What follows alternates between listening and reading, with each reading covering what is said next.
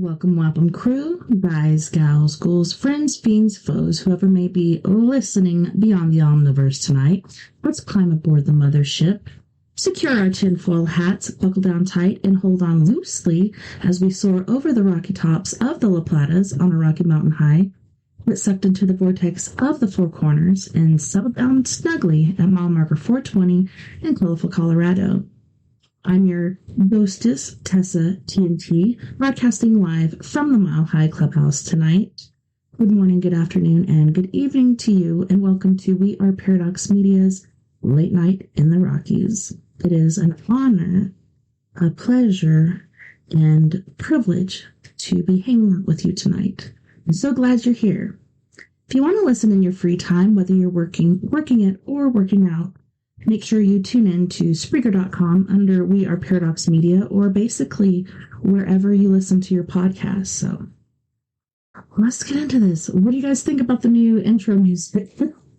I wasn't sure about it, but I've spent days looking through so many songs and stuff, and I can't quite find what I want, but that was pretty darn close. When I heard it, I was like, yeah, let's do that one, because it just sounded fun and spooky, and I kind of felt like it covered the bases. All right, so tonight we're doing Trippy TikToks with me, TessaTNT, and we are going to be getting into that right about now.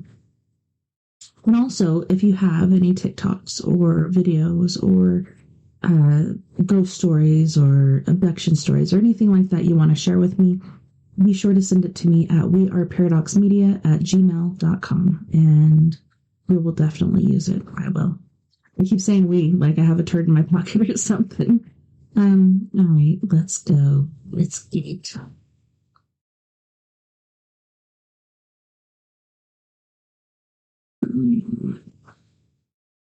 In fact, they were the first to end it.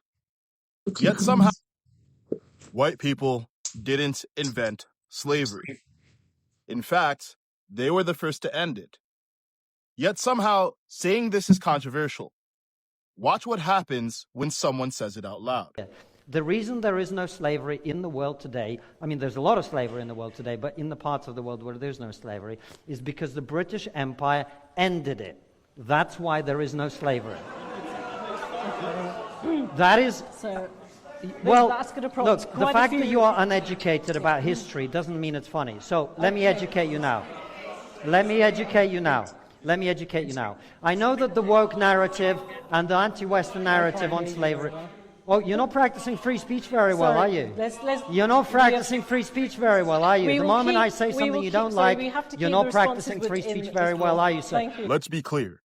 Slavery is evil, but it's an ancient human evil practiced by everyone to everyone. 4 years ago, I went to Ghana. I stood in a slave dungeon where people who looked like me sold people who looked like me to white people. But long before Europeans began the transatlantic slave trade, there was a trans-Saharan slave trade. For over 1,000 years, brown Arab slavers sold millions of black Africans across the Sahara. Then came the Barbary slave trade.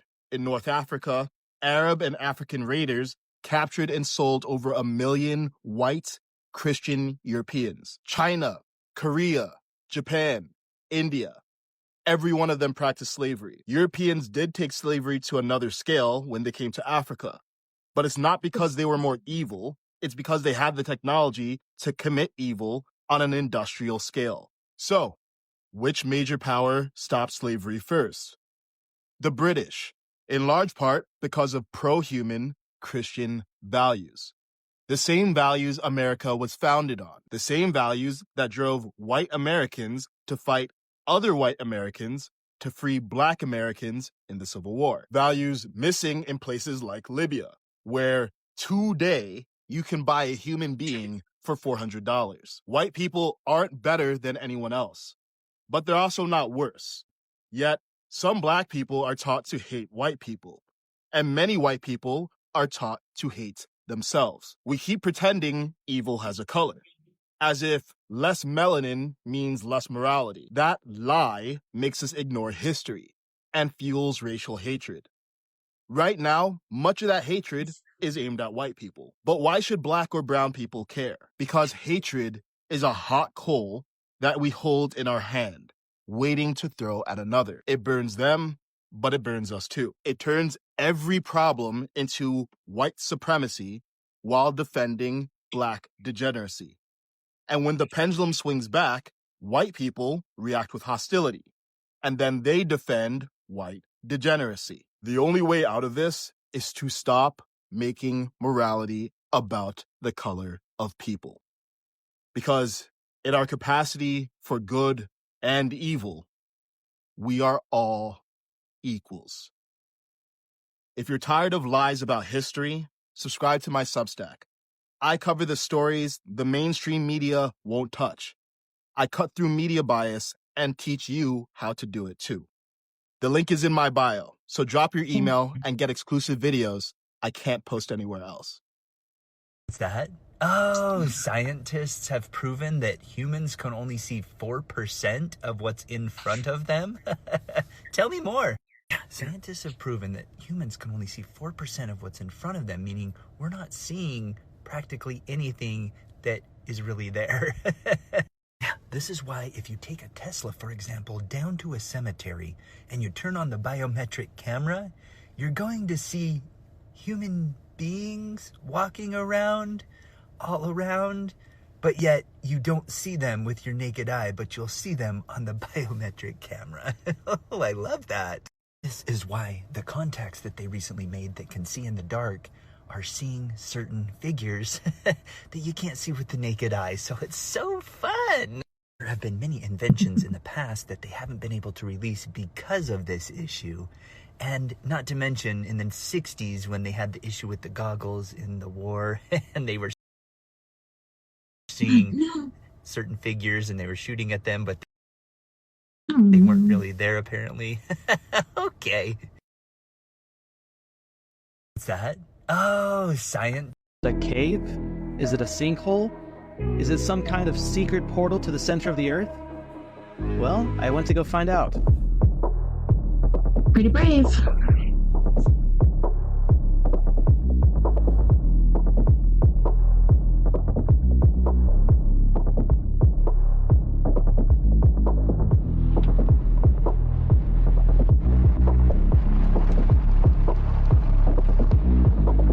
Okay, it's right over here somewhere.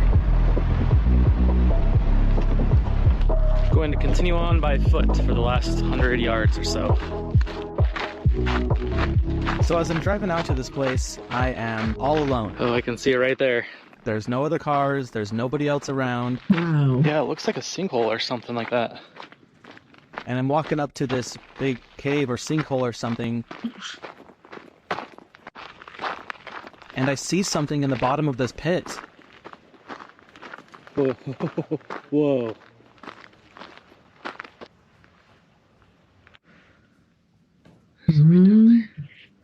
What?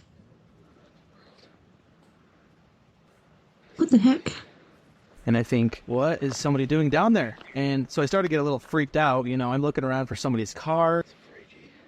Or is somebody living down there and they heard me coming up, so they're like standing there trying to freak me out. I don't know what's going on, but I know that they're way down there and I'm way up here. So even if they did try to come up and, you know, and get me or something, I would still be able to get to my car in time and just get out of there, you know. That's creepy. So I was just still trying to figure it out. Plus I was thinking, like, is this like a piece of wood that looks like a person? Hello?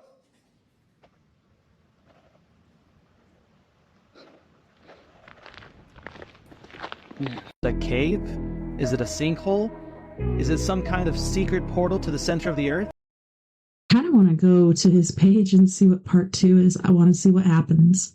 But if you want to too, it's Alexandragon. Pretty cool. I'm gonna have to subscribe because I want to see more. Let's go ahead and check it out. What do you think? Hopefully it'll cooperate with this.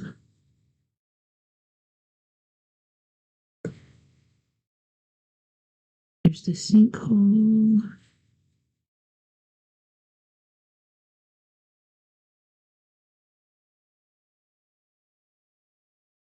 Okay, so this one, I believe. What is that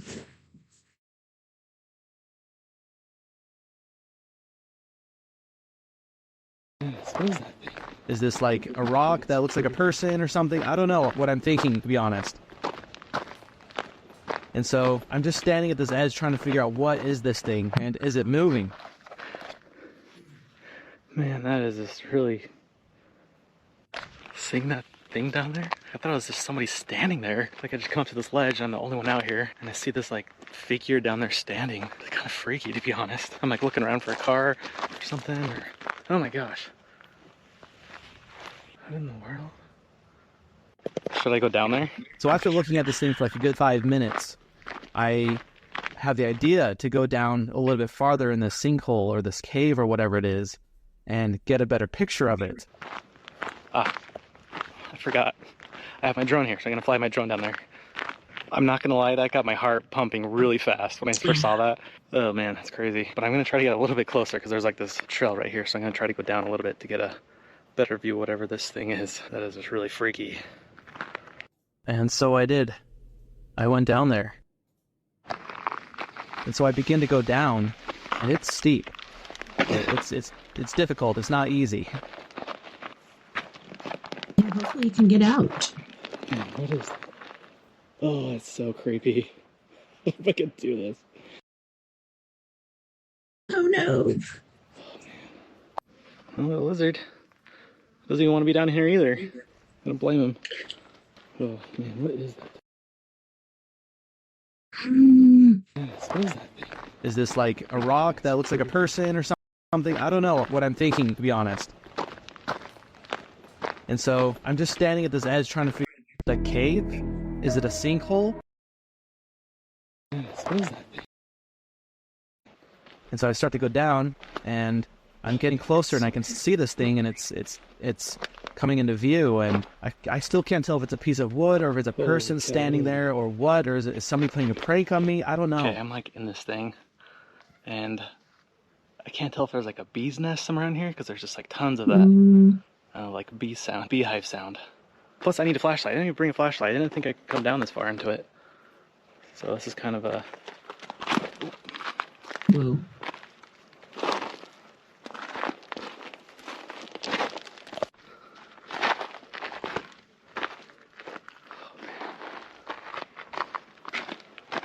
This is scary.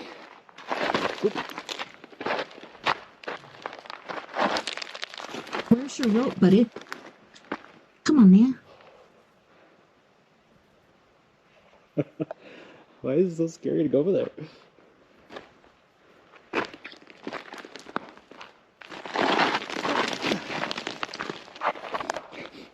smells terrible. Oh no. I wonder. And so I start to go down, stuck down and there. I'm getting closer, and I can see this thing, and it's. What is that thing? Is this like a rock that looks like a person? A cave? Oh, keep going the wrong way. Figured down would be the next one, but... Come on, part 4. What the hell? What is that? It smells like a dead animal or something.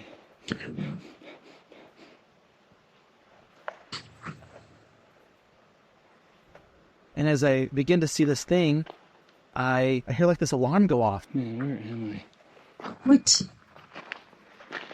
Hear that? Yeah, what is that? I hear like a beep.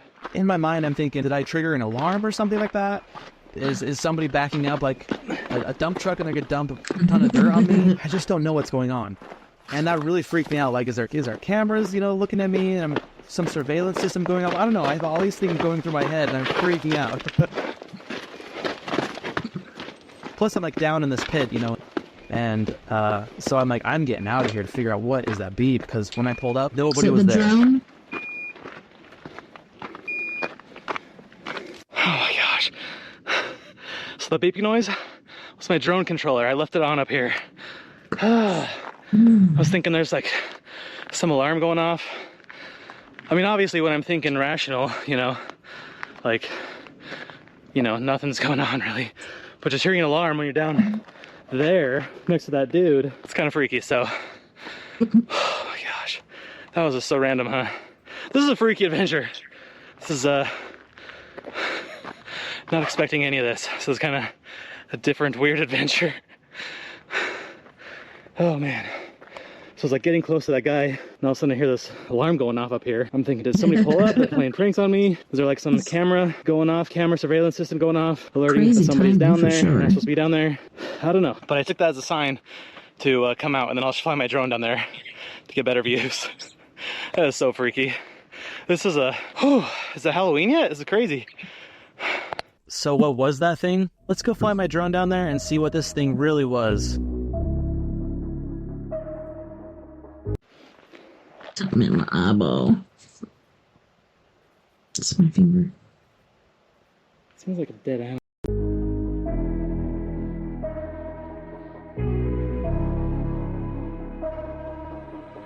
Someone placed this here as a prank or shooting target, or I don't know.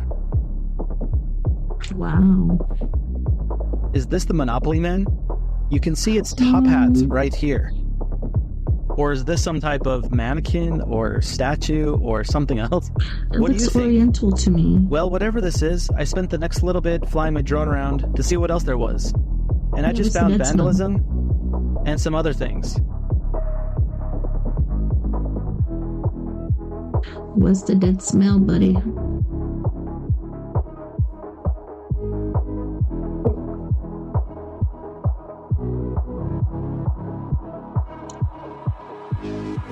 Too bad the drone doesn't have a light on it. So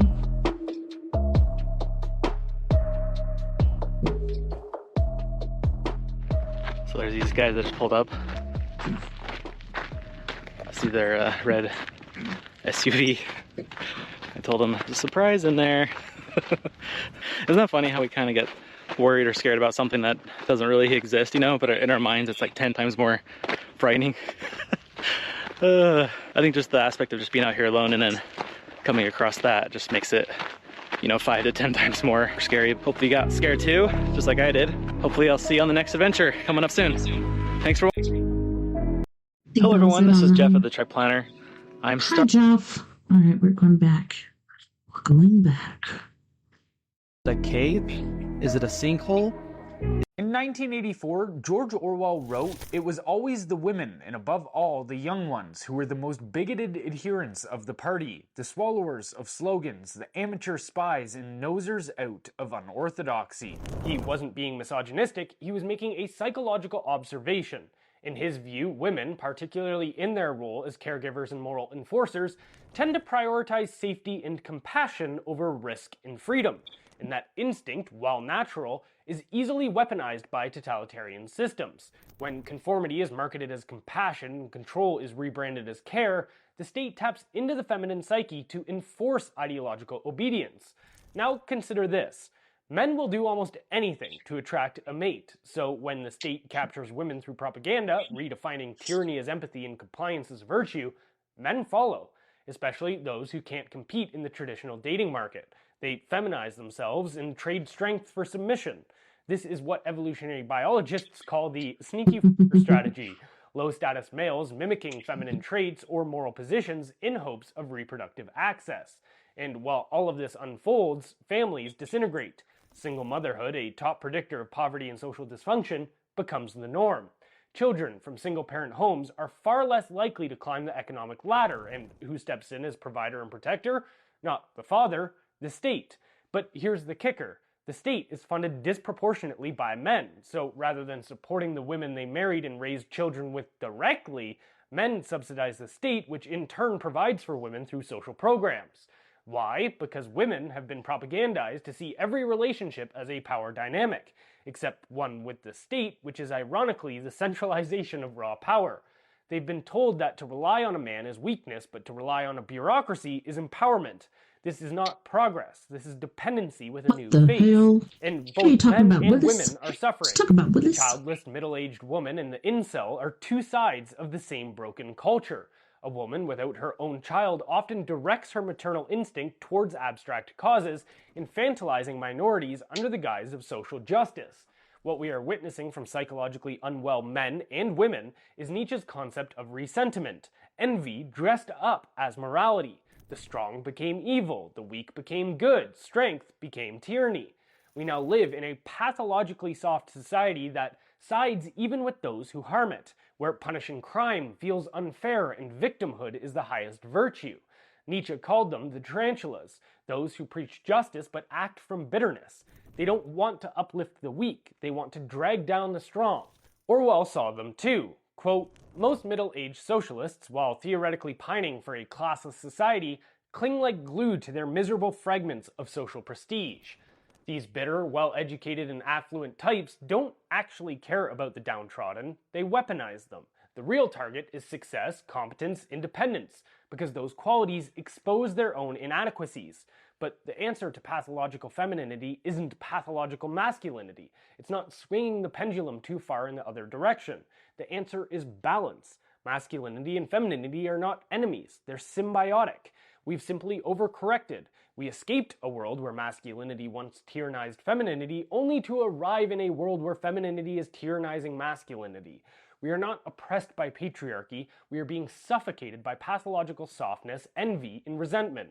And unless we recognize this imbalance, the future will not be free. It will be emotionally manipulated, morally confused, and biologically unsustainable. In 1984, and that's why, boys and girls, make sure you eat your vegetables so we can fight tyranny and oppression. I don't believe it's a UFO cover-up. I believe that it's a time travel cover-up. My father, we had the documents. We don't have them anymore in the Philadelphia experiment. Einstein worked on it. My father did reveal that. And I just don't believe, I have said at a very important meeting about time travel. They wanted to know what my father knew and such like that. I have stated my issues, that there is no future and there is no past. There's only now.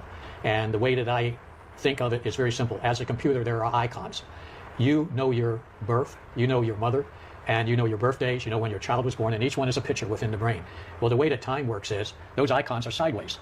There is no future, there is no past. There's only the memory of those icons. And can you draw from them as a human being? Yes, you can. But there are those that cannot do that.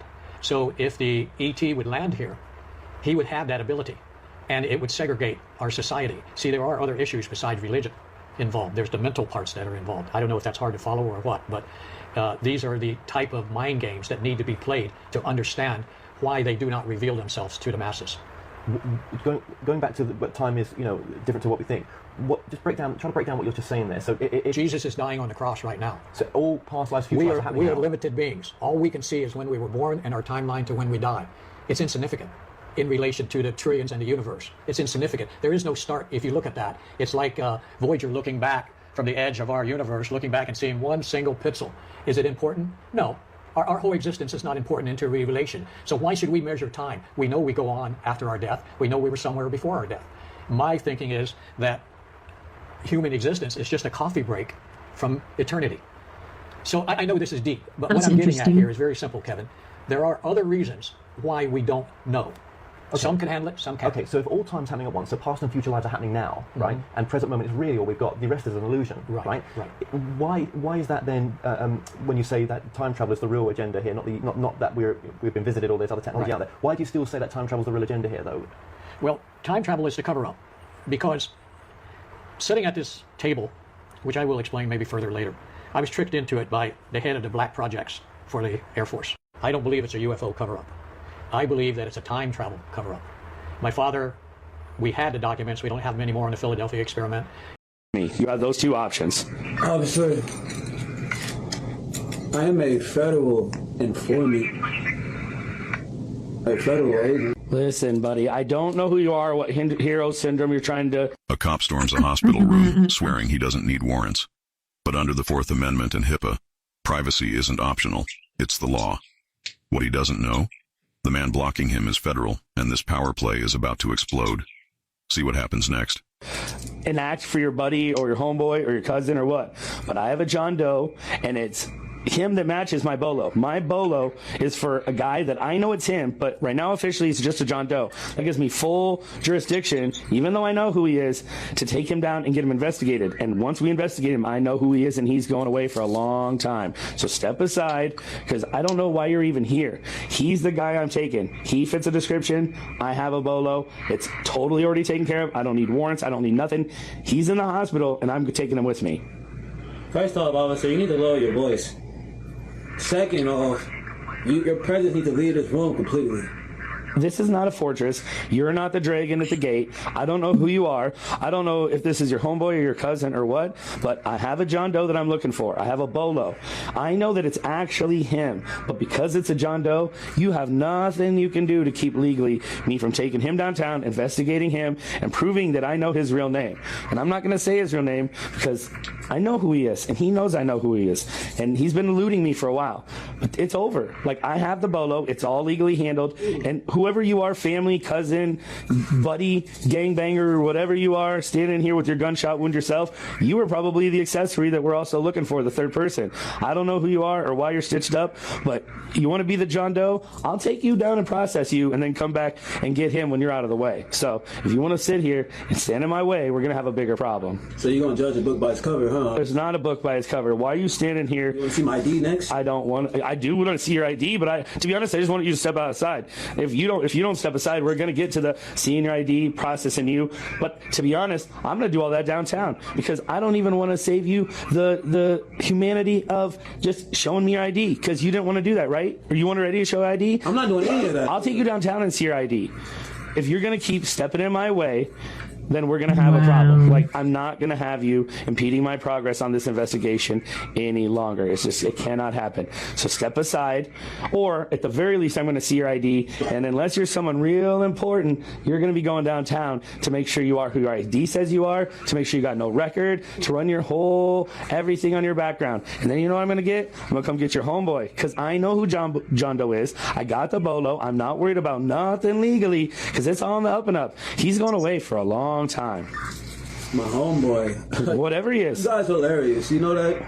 Oh, you people. Like, now you want to throw the you people at me? Now you people as the cops? Like, because I have the whole legal system behind me, now I'm a bad cop or something, right? You know exactly what you're doing, officer. Like, I know exactly what you're doing. You're standing in front of me trying to get the process postponed or something, delay, so maybe your friend can, I don't know, get 30 more seconds of freedom because he is going away. If you keep messing with my work, I'm going to get really pissed off. See, he's going to end up dead before I can get him processed. I need him. I'm telling you, buddy, I know who you are. I know who you are. You're going away for so long. Death is going to be the thing you wish for and pray for every night and every morning. Excuse me, officer, like I said, lower your tone and leave this room. You have no reason to be in here right now. Do you not understand that? If I'm leaving this room, which I will soon, it's going to either be with you or him. I want him. That's the John Doe I want because he's the bolo that is actually going away for a long time. You can be someone we just processed. Listen, I need to see some ID. I need to get out of the way. If you're going to keep impeding my investigation, I'm going to have to see ID downtown or right now. Show me your ID or come with me. You have those two options. Officer, I am a federal informant. A federal agent. This man is under a criminal RICO case. And right now, your presence in this room alone is going against jurisdiction. Something you shouldn't be doing. I need you to leave, officer, and get the hell out this room. All right, I know who he is. He's going away for a long time. That is when he knew he messed up. Those two options. Officer. This is definitely one of the 10 stupidest things a human can do. Cutting off the world's largest warship, USS Gerald R. Ford. You think no one would dare to do that? China did it, and they will pay dearly for their actions. It was exactly 7:03 a.m. on August 24th, 118 nautical miles southwest of the Taiwan Strait. On that big, beautiful blue ocean, the steel leviathan known as the USS Gerald R. Ford, a 100,000-ton beast, a cool 13.3 billion USD worth of American might carrying 50 fighter jets. And the absolute pride of the United States Navy was carving through the waves at a brisk 30 knots. Flanked by her formidable escorts, the mighty fleet was on a historic and perfectly Light Freedom of Navigation Patrol. Then suddenly in the Combat Information Center, the blue glow of 50 radar screens started to dance. The integrated dual-band radar system, a brainiac working at 1 trillion calculations per second, instantly locked onto something funky. The ANSPY 3 radar network, a massive electronic eye with a transmit power hitting 6 million watts, 30 times more powerful than older radars, and began sweeping the eastern airspace a full 360 degrees. On the 4K displays, those initial radar returns were just faint, wispy curves like ghosts in a 0.62-mile thick fog. But the advanced signal processing algorithm designed to sniff out even the stealthiest targets with a radar cross-section of just 0.11 square feet, that's about the size of a golf ball. Folks immediately amplified the signal 100-fold, crunching 1 million data samples per second and cross-referencing it with a database of 10,000 electronic signatures. In a mere 30 seconds, the classification system knew exactly who the 2 uninvited guests were. Leading the charge was a Chengdu J-20 Mighty Dragon, a Chinese fighter jet, and let's be honest, a knockoff F-16 Raptor screaming along at Mach 2.1 with a 243-mile range. Following its comrade was a Shenyang J-35A. By the way, you know the J-35A is a copy of a certain aircraft, right? I bet you do. A very familiar fighter. Take a few seconds, drop your answer in the comments below. The J-35A, with a ceiling of over 49,000 feet and a speed of Mach 2.2 along with the J-20, was heading straight for the USS Gerald R. Ford. Their track on the 3D tactical map glowed bright red, blinking rapidly. The system kept doing its track-while scan thing, simultaneously sweeping a wide area of 193 square miles per second, all while clinging to those targets with 3.9-inch precision, updating their flight vectors without missing a millisecond. A 124-mile diameter alert circle flashed on the screen encompassing the 2 Chinese fighters. The isochronal line appeared, predicting they'd breach 62-mile air defense perimeter in precisely 3 minutes and 42 seconds, with a 99.9% probability of collision. So what was China going to do next? The moment the strange visitors were detected, the 1MC system, the ship-wide internal communication system, blared out information about what was approaching. Simultaneously, emergency red warning lights flashed across all exposed deck areas, accompanied by a long general quarters alarm ordering the entire ship to its highest state of combat readiness. 7:17 a.m. The J-35A suddenly tilted its sharp wings towards the USS Ford, carrying what appeared to be YJ-83K anti-ship missiles and PL-15 air-to-air missiles. Immediately afterward, it performed a high-speed dive towards the ocean surface directly in front of the ship, just tens of meters away, almost touching the waves, before pulling up and soaring into the sky. A most impolite maneuver. Given that dangerous act, the USS Ford could not remain silent. A lieutenant in the CIC, with the captain's permission, pressed a button and spoke into the international communication device on frequencies 121.5 MHz and 243.0 MHz, requesting the Chinese pilot maintain a safe distance. The command on the Ford calmly awaited a response from the adversary. The silence did not last long. Just 30 seconds after the warning was issued, the Chinese pilot delivered a declaration of war. How audacious. The J-20 activated its integrated electronic warfare suite, including its jamming ECM module. At the same time, its AESA radar and EO IRST sensors simultaneously came online, creating a combined electronic attack aimed at neutralizing the USS Ford's defense. This is definitely one of the 10 stupidest things a human can do. Cutting. I can't believe what they were saying in there. Seriously, you could actually... I just proved that our sun is operating at the exact same mathematics as the ancient Mayas used. And this changes everything we know about our reality. Solar cycle 25 hit maximum activity in August of 2024, exactly 1,597 days after it started. That's not random. That's Fibonacci number F17. The sun is literally counting in Fibonacci sequence. It gets crazy. The strongest sunspot month has 216 sunspots. When I applied golden ratio mathematics, that it equals 5 times Fibonacci 12, which is 233. Perfect mathematical harmony. Right now, as we speak, our sun is exactly 377 days past its maximum. That's Fibonacci number F14. We're living inside a cosmic mathematical equation in real time. Remember this equation? I understood the binomials. Equation I showed you, E equals H times frequency times phi to the Fibonacci power. Our sun's energy output is following this exact pattern. Solar flares, sunspots, everything. This means that the ancient Mayas weren't just tracking time, they discovered the mathematical operating system that runs our entire universe. The same number that creates flower petals and galaxies. Those same ones control our sun. Based on these Fibonacci patterns, I can tell you exactly when the next solar phase will hit, March of 2026. That's when we will reach F15 equals 610 days, and solar activity will shift dramatically. We're not just living on a planet that's orbiting a star, we're inside a massive cosmic computer running on golden ratio mathematics that ancient civilizations somehow understood perfectly. This is happening right now. Every solar flare, every sunspot follows ancient mathematical laws. Follow me if you want to see reality's source code. So with makeup, I've always... Hey man, this one right here was a real banger. Thank whoever shared this, man. This one, I learned something on this one, man, so I appreciate you sharing it. Man, let's dive into this story. So most of us were taught that slavery in America was built solely on race. But what if I was to tell you that wasn't the original plan? So let's rewind things back to the 1600s, colonial Virginia. Back then, the labor force in the colonies wasn't just enslaved Africans. There were also thousands of poor white Europeans, many of them indentured servants. They worked side by side with black servants and enslaved people under the same brutal conditions. They lived together, they struggled together, and sometimes they rebelled together. Enter Nathaniel Bacon. Bacon was a young and ambitious colonist, frustrated with the colonial government. Yeah, Bacon's rebellion was pretty badass. Just going to pause this for a minute so the internet can catch up. Led by Governor William Berkeley.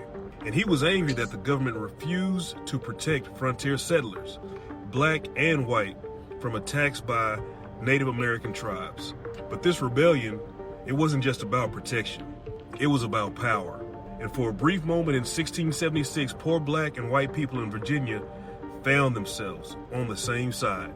They rose up together against the colonial elite. Together, they burned Jamestown to the ground. They challenged the system. They said enough was enough. It was called Bacon's Rebellion, and it scared the wealthy plantation owners to their... And I don't know about you guys, but I'm pretty sure they didn't teach us this in school, because I love bacon, and I would have remembered. Yeah, I didn't learn this until adulthood. Why? Because they saw something dangerous. Not the flames, not the violence, but the unity. The idea that poor black and white folks might realize they had more in common with each other than they did with the people in power. This terrified the ruling class. So what did they do? As usual, they rewrote the playbook. After Bacon's Rebellion, colonial lawmakers got busy, passing new laws that would divide the laboring class by race. They gave... And they still do that today, but it's not just by race anymore. It's by political party and by religion and by so many other things that don't even really matter. Poor white people just enough to feel above black people. Access to land, legal protections, the ability to own firearms, and the right to not be enslaved. And just like that, the racial caste system was born. Blackness became associated with slavery and criminality, and whiteness became associated with privilege and citizenship. And it didn't happen naturally. It was designed strategically, deliberately, to keep poor people divided and the powerful in power. And here's why this matters. Because the truth is, we've been told the wrong story about race in America. Race wasn't always about skin color. It was a social tool, a control mechanism. And once we understand that, we can begin to unlearn the lies. We can start to question the systems that still divide us. We can start to rebuild the unity that scared them so much in 1676. Because when we come together across color, class, and background, we're powerful, just like they were during Bacon's Rebellion. So together, let's finish what they started. Let's rewrite the story together.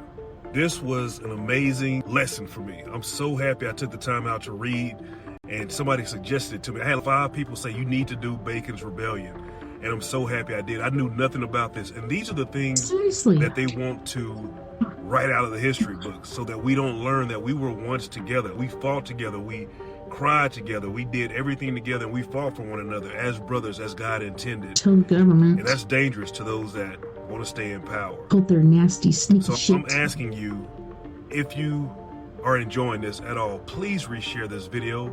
Please like it. If you got some more information, please comment on it. But man, share this, learn this information, teach this to your kids. It's so important that we realize where we came from and the intentional intent on tearing us apart. We're better than this, and we got to show them that we can be better than that today. I love y'all.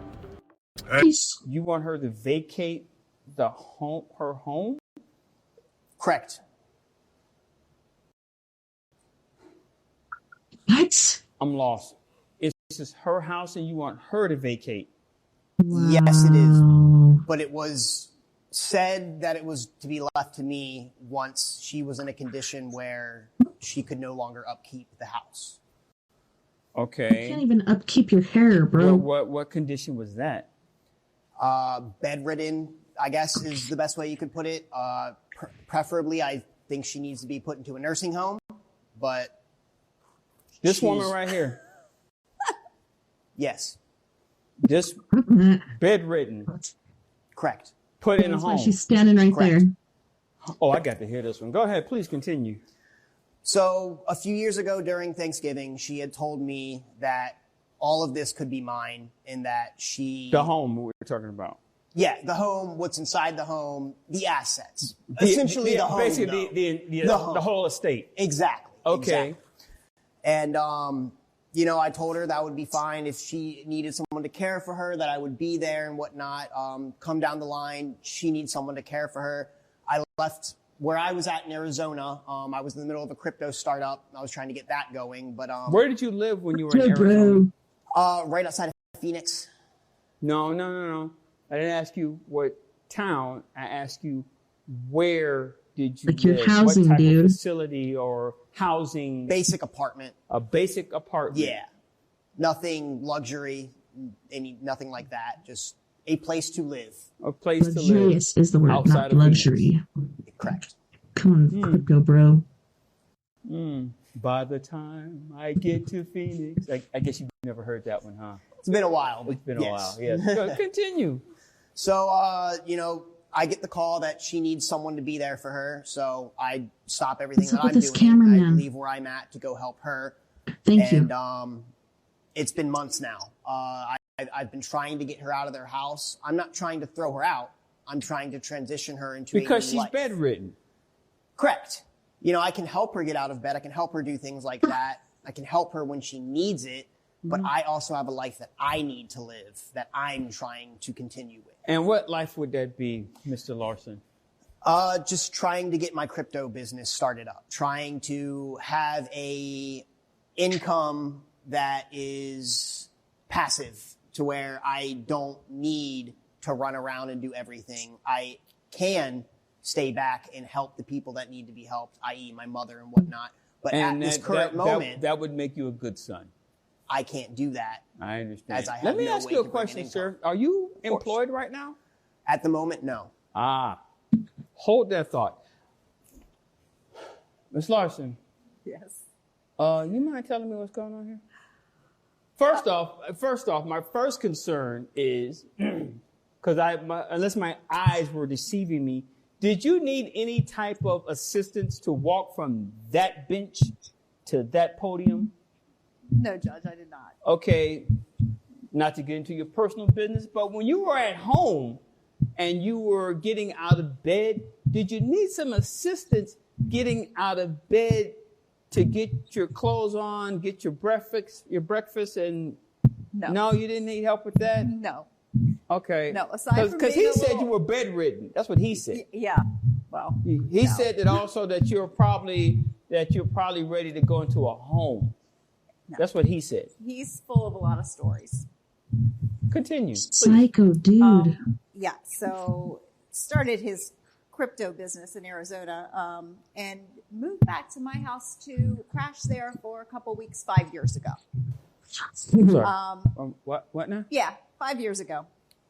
No rent, no bills, no offers to pay rent or help with the bills.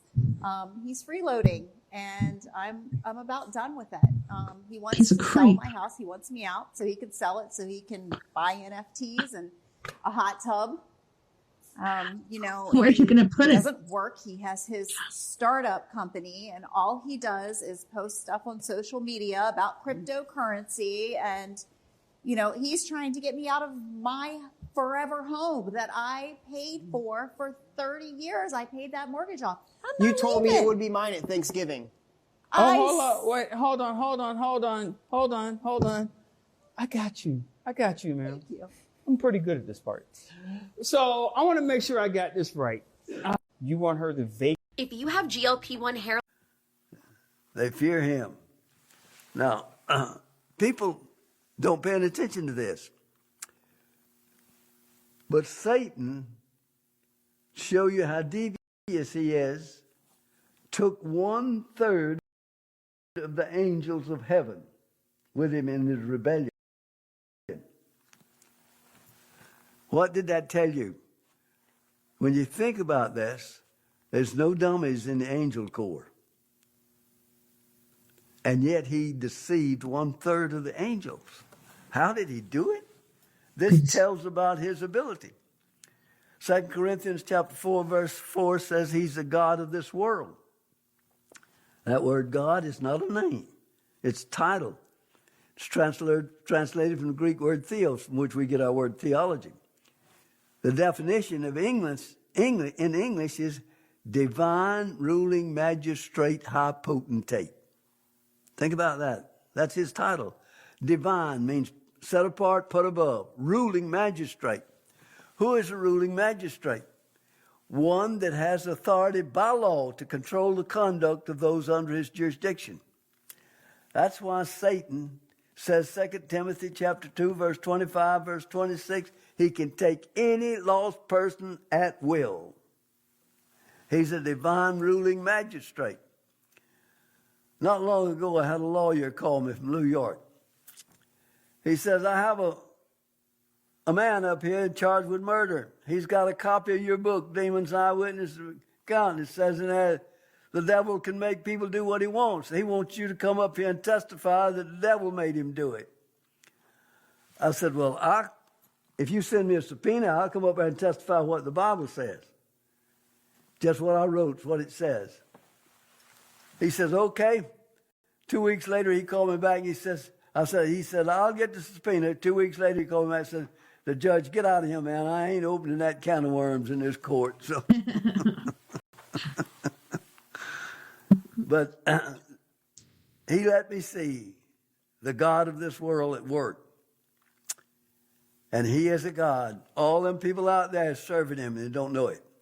They don't know it. The strongest one are his princes.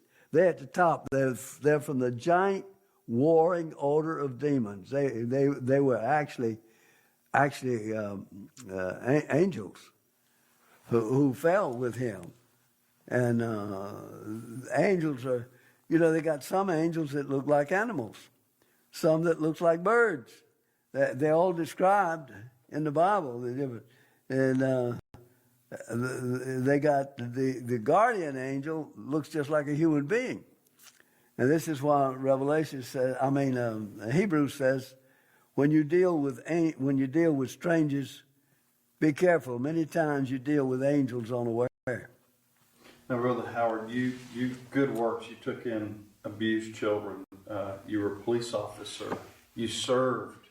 But something happened where he said your works weren't acceptable to him. Yes.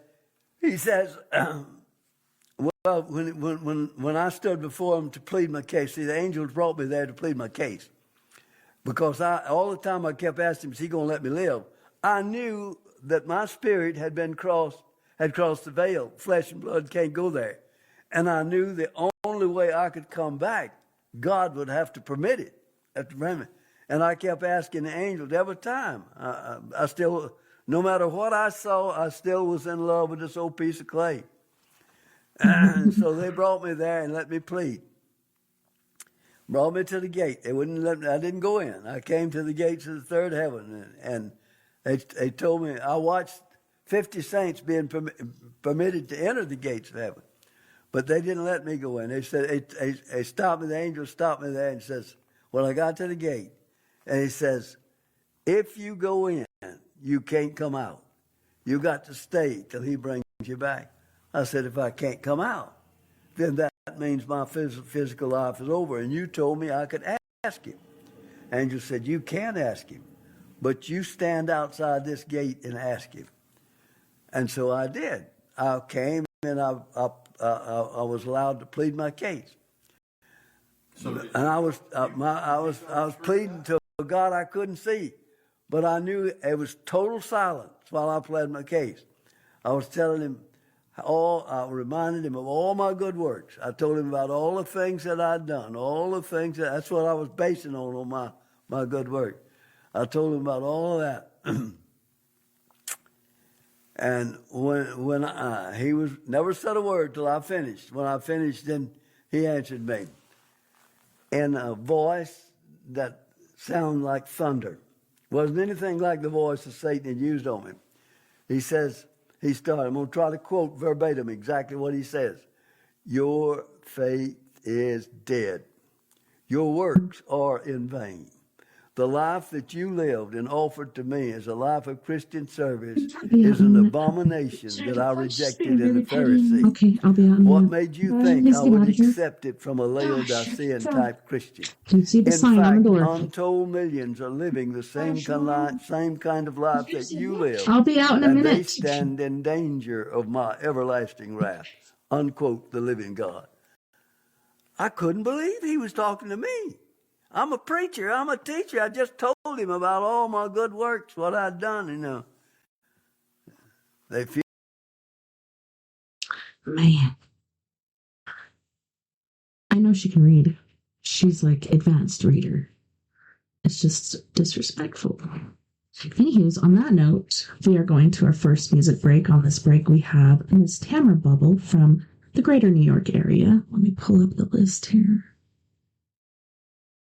She's going to be singing Cute Panties, Laundry, Pringles, and Out the Mud. Then we have Griff from Toronto,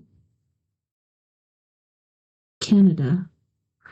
My friend from Canada called it Toronto. He's passed now, but I always hear it every time I go to say Toronto.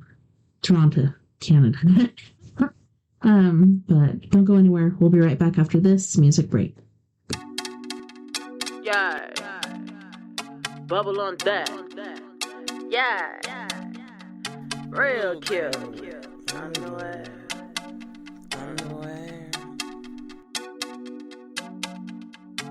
To be honest, I don't really wear many. I don't even really rock panties. Let me be clear, I'm used to getting a few new big pair each year from my granny. Couple sexy ones that might come off, and I done had way too much. Any a drunk text go out. They come and eat the sweet juicy pie down there. I'ma go that route. But now, nigga, wrong song. I only need a couple of bars to turn you on. That's why I started mentioning that lingerie. But pull her to the studio with some long john. This verse about to take a turn for the worse, and all them cute panties gonna be long gone. Cause the hating niggas that I wrote it for, they ain't afraid of wordplay, that's why they wrote this for. So I'ma drive them wild, thinking one day they might hit all about my boy shorts, G-strings, slutty thongs, even put them edible pennies on the cover so they wonder how that bubble tastes. You can stay mad, be miserable, old, predictable, maybe not even applicable, but yeah, you typical. Check your mans if it ain't you, cause way too many queens rocking shades cause they eyes black and blue. Way too many dudes putting hands on the bras, that make you feel like a man. Miss Hannah Lena, we go back to yeah, you saw. Yo, look, it's way too many dudes only wanna spar. But ain't got no conversation, only wanna gossip or recall. Wild kicks in these grown dudes, I got a broad dating like some broad. And wild kicks in these dudes, letting these girls fighting on the stopper to record. These little niggas online, the worst part, lame hoes got a squad. And all they do is dislike the females doing interviews.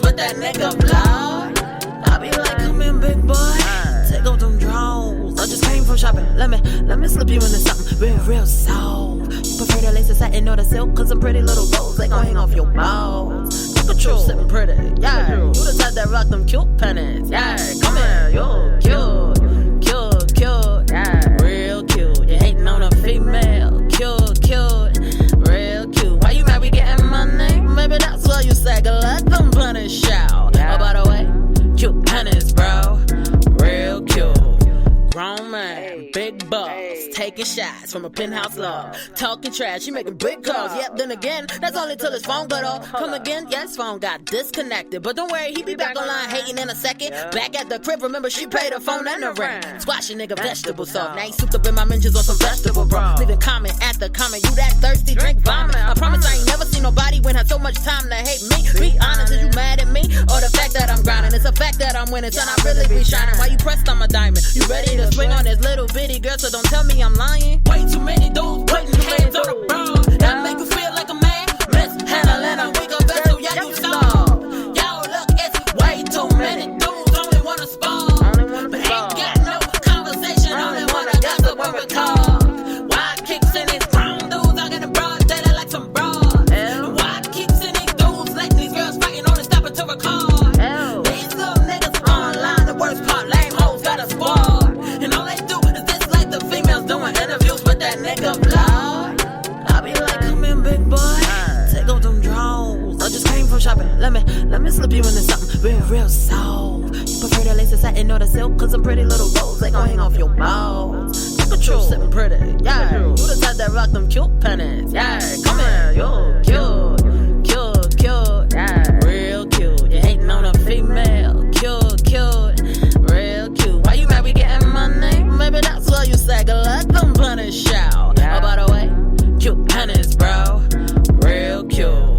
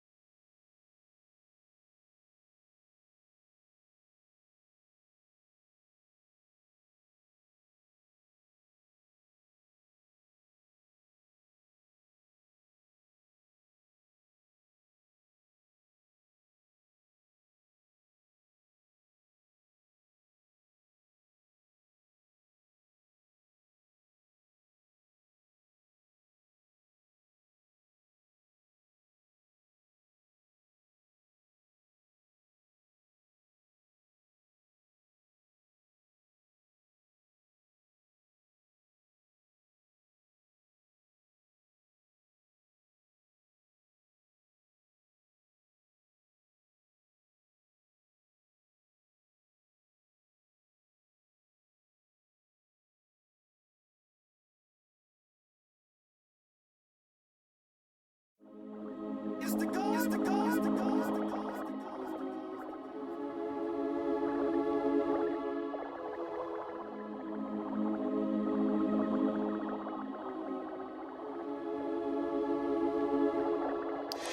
get up on that washer, hit the spin cycle till I come home. The way where I'm at, I'm out here bread winning, so don't hit my phone. Shoulda never gave you treats like that. You got a sweet tooth and won't leave me alone. And every time I try to get some sleep, I wake up cause you doing me wrong. Nigga, up under covers, used to fight it, but I love it. Hate it that you got me weak, cause now we ruin all these sheets. Like, who doing laundry? Who doing laundry? Who? You doing laundry? Who doing laundry? You doing laundry? Who? You doing laundry? Keep playing, think I'm playing. I'ma have you doing them dishes too. Better lick them plates clean, be grateful for this delicious food. Why you want no fours? What you scrubbing floors cause you want some more? But you like it dirty, you is so dirty, you like it dirty. Sneaking up under covers, used to fight it, but I love it. Hate it that you got me weak, cause now we ruin all these sheets. Like, who doing laundry? Who doing laundry? Who? You doing laundry? Who doing laundry? You doing laundry? Who? You doing laundry? Sneaking up under covers, used to fight it, but I love it. Hate it that you got me weak, cause now we ruin all these sheets. Like, who doing laundry? Who doing laundry? Who? You doing laundry? Who doing laundry? You doing laundry? Who? You doing laundry? First of all, I was sleeping. And second of all, why you creeping? Third of all up on me, rubbing like conditioner that you be trying to leave in. Relax, love, keep breathing. And I would say keep cleaning, but you like it dirty. You is so dirty. You like it dirty. Sneaking up under covers, used to fight it, but I love it. Hate it that you got me weak, cause now we ruin all these sheets. Like, who doing laundry? Who doing laundry? Who? You doing laundry? Who doing laundry? You doing laundry? Who? You doing laundry? Get up on that washer, hit the spin cycle till I come home. The way where I'm at, I'm out here bread winning, so don't hit my phone. Shoulda never gave you treats like that. You got a sweet tooth and won't leave me alone. And every time I try to get some sleep, I wake up cause you doing me wrong. Nigga, up under covers, used to fight it, but I love it. Hate it that you got me weak, cause now we ruin all these sheets. Like, who doing laundry? Who doing laundry? Who? You doing laundry? Who doing laundry? You doing laundry? Who? You doing laundry? Nigga, up under covers, used to fight it, but I love it. Hate it that you got me weak, cause now we ruin all these sheets. Like, who doing laundry? Who doing laundry? Who? You doing laundry? Who doing laundry? You doing laundry? Who? You doing laundry? Nigga, up under covers. Yeah, you like it dirty. You are so dirty. You like it dirty, yeah? Under covers. Yeah, you like it dirty. You are so dirty. You like it dirty, yeah?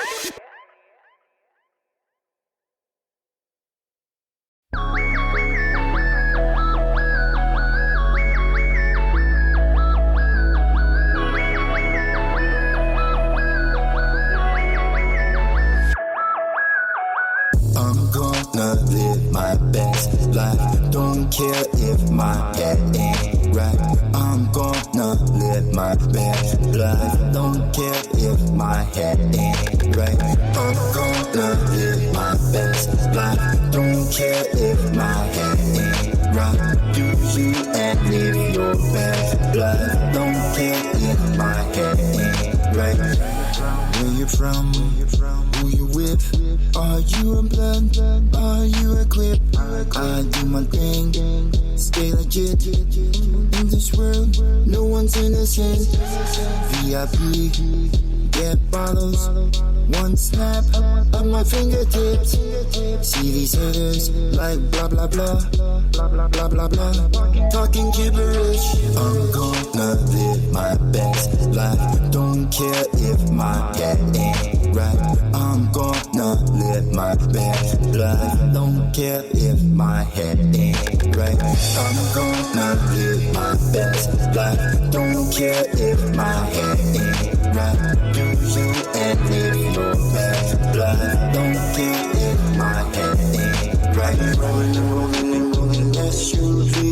Rolling and rolling and rolling with my homies. Rolling and rolling and rolling SUV.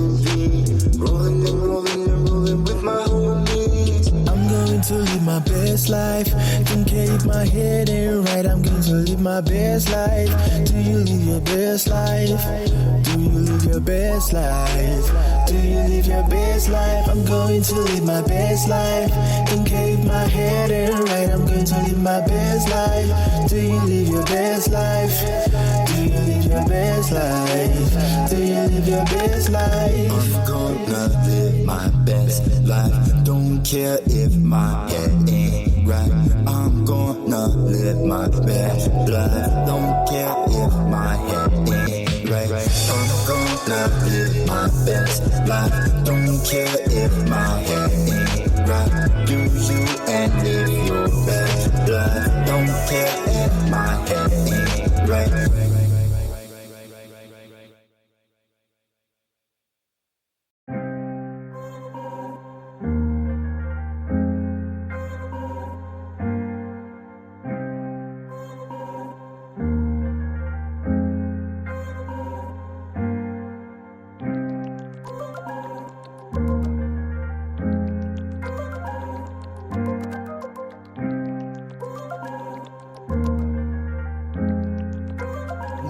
We been poppin' like Pringles in the can. All the money really got me dancing. Pringles in the whip. I be stacking them chips like Pringles in the can. All the money really got me dancing. Big baby money grip. I be stacking them chips. Pringles in the can. All the money really got me dancing. Pringles in the whip. I be stacking them chips like Pringles in the can. All the money really got me dancing. Big baby money grip. I be stacking them.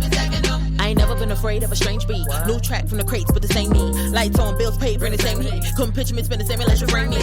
Low key, humble brag, never change me. New money coming in the bank's changing. The quarters to dollars to checks every hour. That money come in when I sleep or I shower. That's motivation, that dedication. I can see my dreams, I'm already chasing. That bezel clean, watch me embrace it. I'm a single girl that already taken like a stick-up kid. They already shaking. No Harlem, Brooklyn, being known for break-ins. Bubble on deck, being known for caking. Stacking and saving that move up out the hood money. This that, we been eating good money. This that, really wish you would, homie. This that, see you laughing but broken funny. So get about the hood, homie. Ain't no rentals over here, dummy. And no, they don't really think that we own it. Who we been poppin', look on. Love the money, but the money love me long time and on. Yeah, them bills, so got the money with my own ground. That move up out the hood money. This that, we been eating good money. This that, really wish you would, homie. Who we been poppin' like Pringles in the can. All the money really got me dancing. Pringles in the whip. I be stacking them chips like Pringles in the can. All the money really got me dancing. Big baby money grip. I be stacking them chips. Pringles in the can. All the money really got me dancing. Pringles in the whip. I be stacking them chips like Pringles in the can. All the money really got me dancing. Big baby money grip. I be stacking them. I ain't never been afraid of investing. I'm talking more than dice games and them scratch offs. Lottery jackpots and hundreds of millions. So who you think they making money on the backs of? Ain't no gambling today. Ain't no gambling with my money that I built up. Got my money strong, yeah, my money long. It's my money song. Not one business, but no business. Natural growth, I mean no business. New growth like my natural hair. Yeah, I'm 10 toes down in the show business. Like back up off, man. Ain't no move around, no business. Bring the track up with the tracks out in the booth. Way steady running your mouth, talking this and that. But it's that, move up out the hood money. This that, we been eating good money. This that, really wish you would, homie. This that, see you laughing but broken funny. So get up out the hood, homie. Ain't no rentals over here, dummy. And no, they don't really think that we own it. Who we been poppin', look on. Love the money, but the money love me long time and on. Yeah, them bills, so got the money with my own ground. That move up out the hood money. This that, we been eating good money. This that, really wish you would, homie. Who we been poppin' like Pringles in the can. All the money really got me dancing. Pringles in the whip. I be stacking them chips like Pringles in the can. All the money really got me dancing. Big baby money grip. I be stacking them chips.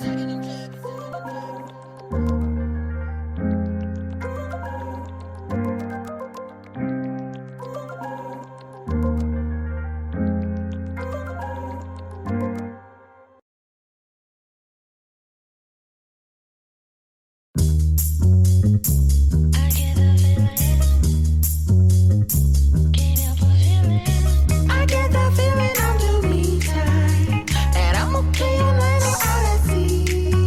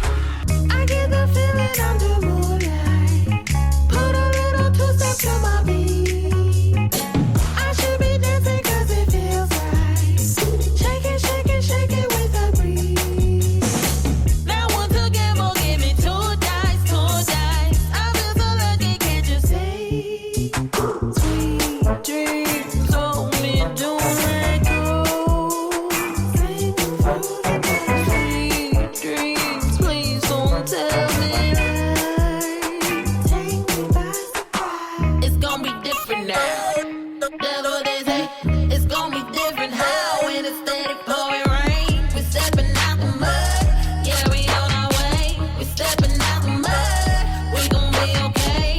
Ain't got to live in dirt. I walk through. Ain't got to deal with what I won't do. We stepping out the mud. Yeah, we on our way. Run your way up out the mud. We gon' be okay. Ain't gon' do me dirty. You gon' do me right. Give me all the sunshine I need in my life. Ain't gon' do me dirty. You gon' do me right. Give me all the sunshine I need in my life.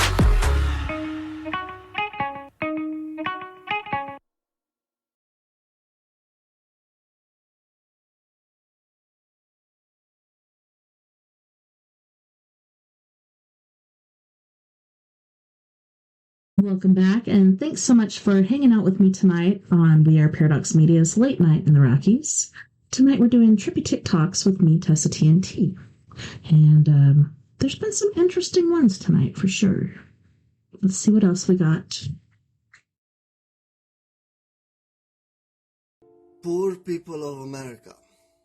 Not because they are weak, but because they were the first to see the machine from the inside. And I'm about to defend the working class of America like no one ever did. And by the time I finish, you'll see them with different eyes. For over a century, the American people have been fighting back. They have. Through civil disobedience, whistleblowers, grassroots movements, union strikes, and the relentless invocation of their constitution. The real battle wasn't red versus blue. It was corporation versus constitution. And every time the people gained ground, the system adapted. You have to understand something very important. When a system becomes parasitic, it doesn't destroy its enemies first. It destroys the host. And America has been the host. America was also the test lab. They were first to be flooded with addictive pharmaceuticals, first to be buried in weaponized debt, first to be psychologically fractured by engineered identity wars, first to be entertained into sedation, and first to be punished. Because if Americans woke up fully, it would be game over for the machine. That's why the system doesn't fear a foreign enemy. It fears the awakening of its own people. The American people are a hero, but no one told them they were living in the dragon's mouth. And what you're witnessing, in the collapse of trust, the social chaos, the inability to distinguish truth from manipulation, isn't because the people have failed. It's because the people have been systematically broken and then blamed for it. They are not the tyrants. They are the first line of resistance that's being crushed preemptively, so the rest of the world won't get any ideas.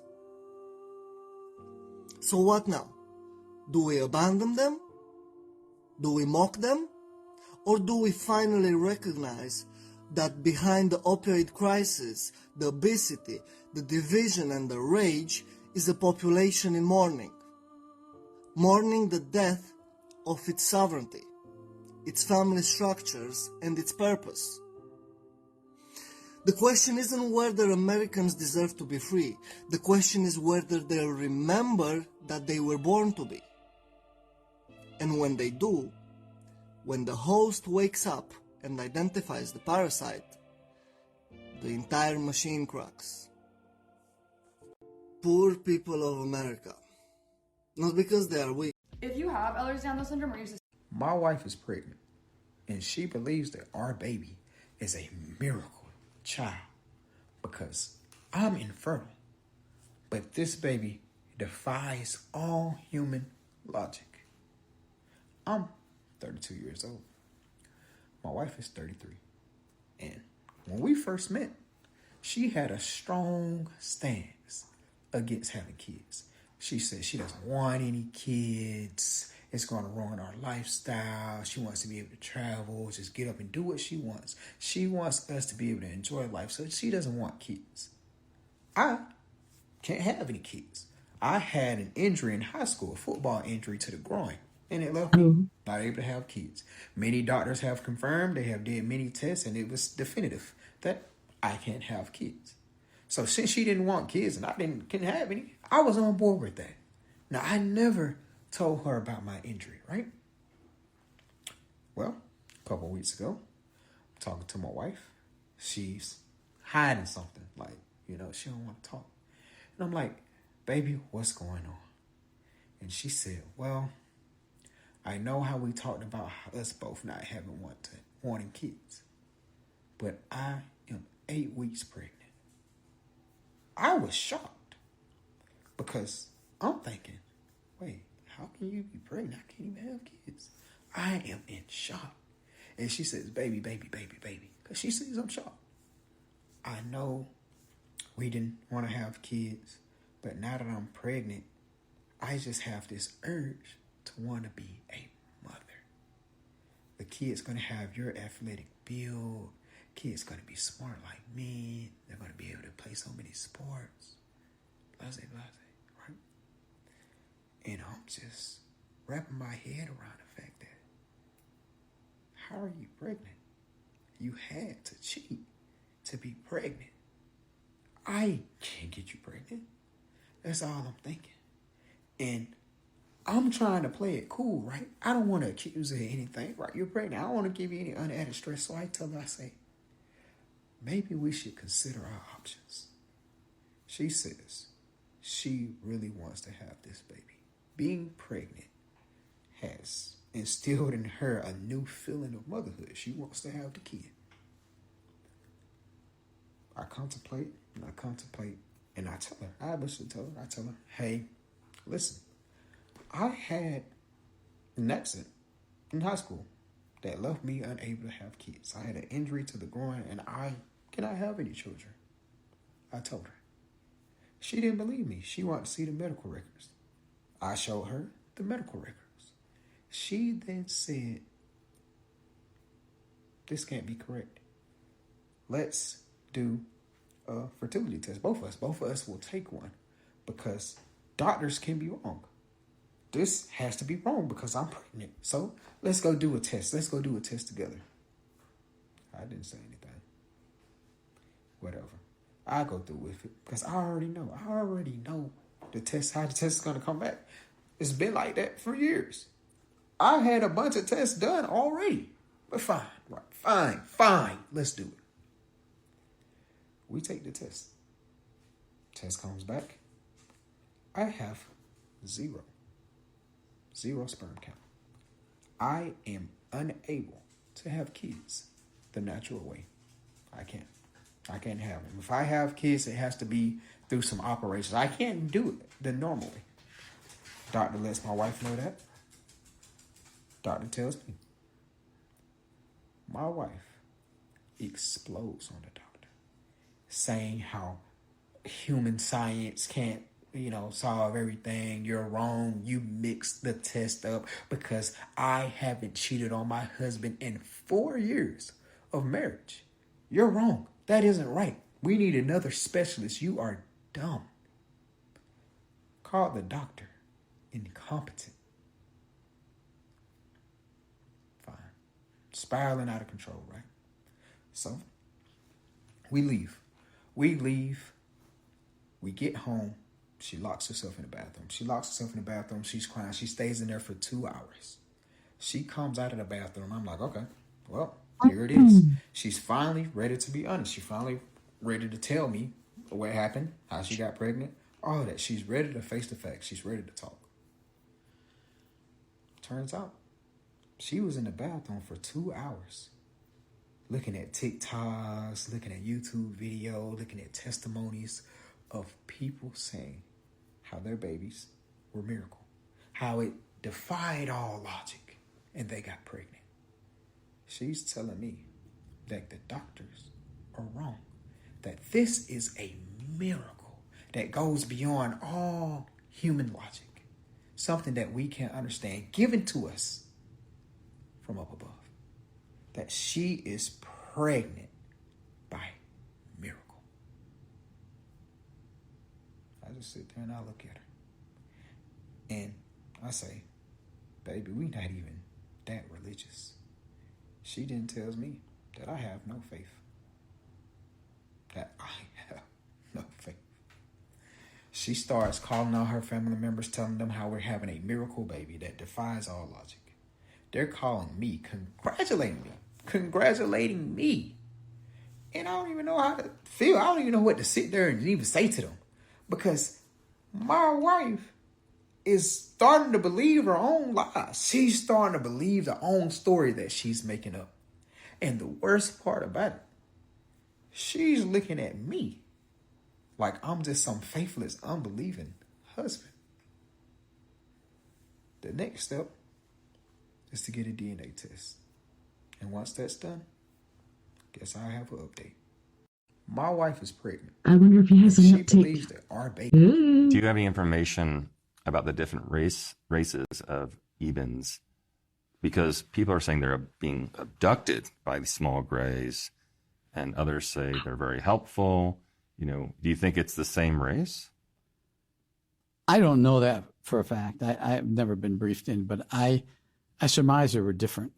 I don't think the Ebens were hostile or anything like that. I think the other grays are different. Now, what the Ebens did was they cloned and they created other biological entities, even robotics. I mean, because Americans on the planet saw these robots and asked the Ebens, "What are these things?" "Oh, they're robots. You know, they don't worry about it. They're not gonna hurt you. They're just robots. We created them." But they look like humans, so they're a biological entity, but they were a robot.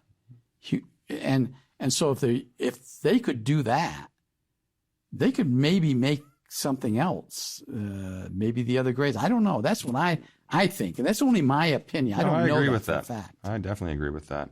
Did we learn anything from being with the Ebens about our history, where we came from?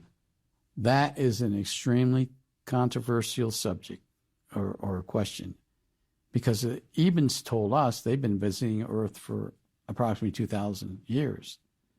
So that brings up a whole lot of questions about the religious aspect of Jesus. And, was Jesus a spaceman? I don't know the answer, and I'm not going to even dwell into it. But that brings up some questions, and I don't have those answers. I don't know. I don't know that they told us that they visited Earth 2,000 years ago. In fact, they gave us the Yellow Book. The Yellow Book is a holographic device that if you look at it, you have to be sitting in front of it to look at it, and it recorded the Eben history, including Eben's history of Earth. Now, the ironic part about this book is if you're German and you were looking at it, you'd hear everything in German. If I was Russian, it's pretty cool. I would hear everything in Russian. Consciousness-assisted technology of some sort. Exactly, yes, right? Something like that. Was there anything else that we learned about ourselves and our history from this book? Yes, but the problem is I don't know of anyone that actually was able to get through the entire history of the Yellow Book. I mean, the problem with it is I never saw it, and I've never used it. But the people that have, including a very good friend of mine who was able to look at it, and he sat there for several hours. If you put it down and put it back up, it starts all over again. It doesn't read the fact that you want to start it, and there's no buttons or anything to push. So it might be impossible to sit for 100 days or whatever it is to look at the whole history of what the Ebens have recorded on this in this Yellow Book. So I don't know. I don't know. I know other researchers such as Linda Moulton Howe and some others have delved into that more than I've heard of. But that's all I've read about it. They didn't go into a lot of details about the Yellow Book. Or our history. The commander never said they spoke about our history or... Only that they've been visiting Earth for 2,000 years. But I don't know that there was anything brought up about that I could remember. Is it possible when they came to visit us that they got into some sort of genetic, mutations or growing of beings or even hybrids? That's been discussed. I don't know I don't know the actual answer to that. My own personal feeling is it probably did. I think their mentality, the Ebens mentality, what I read out of these documents, is that they're going to do what they have to do to survive or create a guarding force or whatever. Because they had one thing that we did find out, they had a battle with another planet. The hundreds of thousands of Ebens were killed. And they finally made peace with that planet. It was in the same system, the solar system. And that's how, and they Oh, no, you don't.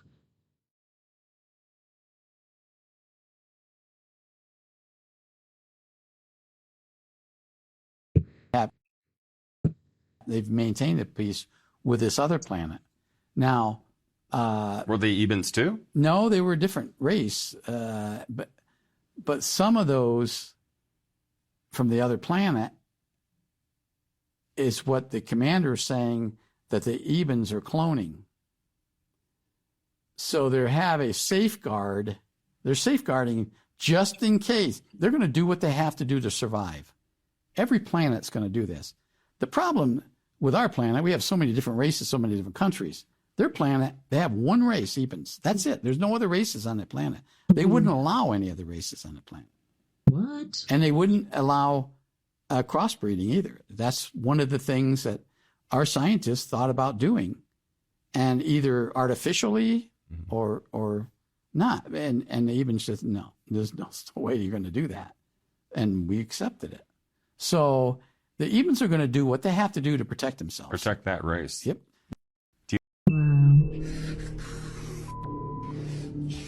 17 dimensions in an entity that they have been in contact with for over 7 years. Don't be afraid. Be imperfect. So CERN recently turned on their Hadron, however you guys want to call it, collider. I always call it hydrogen collider. But then again, this ain't my first language. Hi, my name is Armin. This is The Imperfect. If you're new to the channel, please consider dropping a follow. It'll mean the world to me, and I'll follow you back as soon as I can. TikTok allows me 10,000, and we're halfway there. Anyway, so CERN literally turned on their hydrogen collider, however you want to call it, once again. But this is concerning. Why is this? So they had this weird ritual that lasted for 4 hours. What? They did this above ground and underground. You have world leaders from all over the place that took part in this, at least as a witness or a fan, right? So if we're spending $10 billion to search for the God particle, antimatter, a lot of people are saying that they're trying to store antimatter, but they can't. Also, why are they calling it the portal of Osiris? All kinds of weird stuff is going on here. If it's supposed to be scientific, why are they dressed demonic? Why are they dressed as goats? Why are they doing human? Imperfect. You know what I'm saying? Like, it's not... This ain't right. Something's up, clearly. The fact that they named it a portal anyway, the portal of Osiris, but the fact they're willing to openly say it's a portal, this also is not science fiction. This is science fact. CERN literally says this who are themselves. actively engaged, according to their own words, communicating with something with a personality. That should be concerning. Again, my name is Armin. Welcome to The Perfect. If you're new to the channel, drop that follow. Big videos coming on YouTube soon. So the White House is unable to track billions of dollars sent to Ukraine, and the U.S. Treasury is unable to track trillions of dollars in pandemic spending, yet the IRS wants to know where your $5.38 is, or you're going to jail. It's ridiculous. If genitals don't define gender, how does removing them affirm it?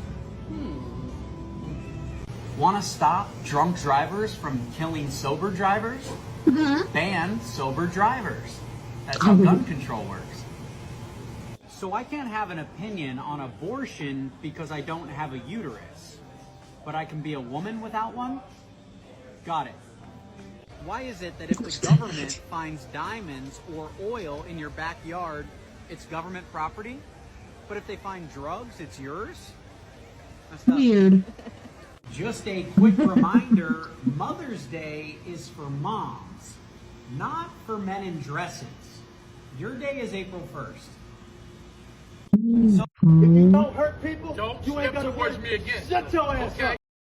Okay, so for those of you that are just listening, it says the Black Panther Party was called to West Philly for help with police brutality. We came. Police brutality will not go unchallenged. Power to the people. All right, let's see what is going on here.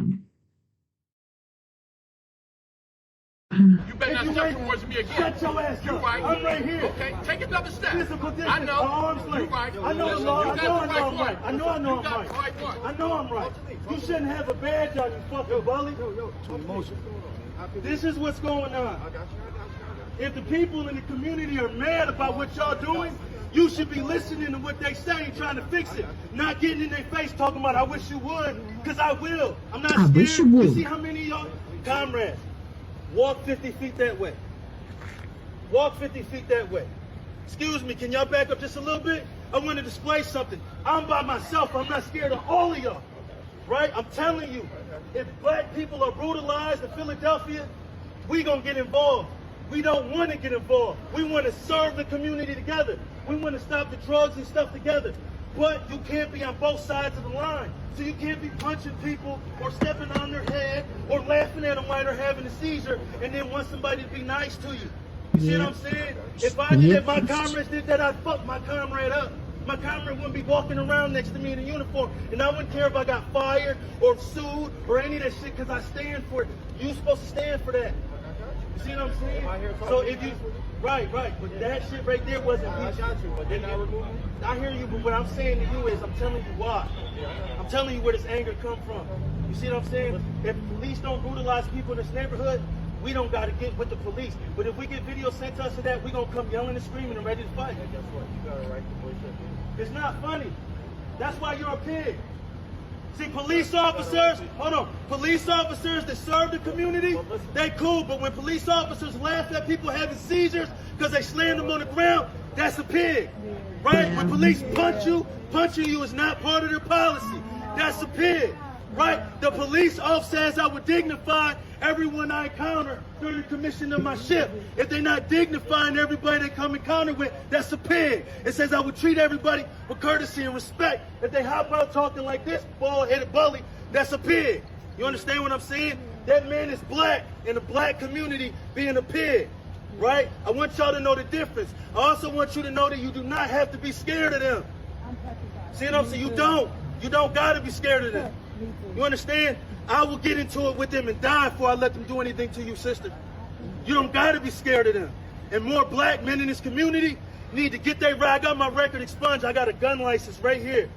More black people need to get their record expunged, and they need to get legally armed so that they're not the only ones with the guns.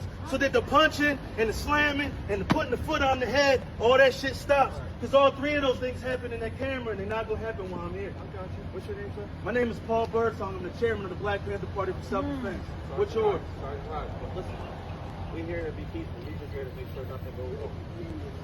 That's what I'm here for. We don't need no hostility. You know There what I'm is saying? hostility. Listen. If you don't want hostility, hold your comrades accountable. Every officer that's in that tape should be arrested. I removed them, right? What about the officers that slammed that man in there and laughed as he had a seizure? Well, we can take care of that. We can take care of that. Oh, we gonna take care of it. We already found him. Well, listen, every badge number in the video. You can't make threats. Okay? I didn't make a threat. I responded to one. He said it. I said, we're the Panther Party's here. We're not going to let you beat up on anybody here. That's not a threat. That's us defending ourselves. We're the Black Panther Party for self-defense. He got out the car and said if I interfere with him doing his duty, it's going to be a problem. I said your duty's not to punch nobody, right, or kick nobody, or laugh when anybody's having a seizure. So if you illegally put your hands on somebody, I'm going to intervene. I don't care if it's a problem. I'm not just voicing my opinion. I'm telling you that the black people will not be the victims of the police in this community no more while we're here. Anybody.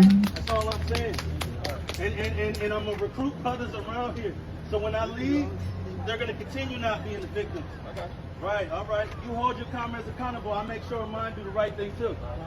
Black power. Black power. Limited edition Alien and Predator. Mr. Frank Rosenthorpe, you have been found guilty of treason, and it has been decided that you should be put to death by firing squad. No! Shut up! Now, do you have any last words? Yes, just 3.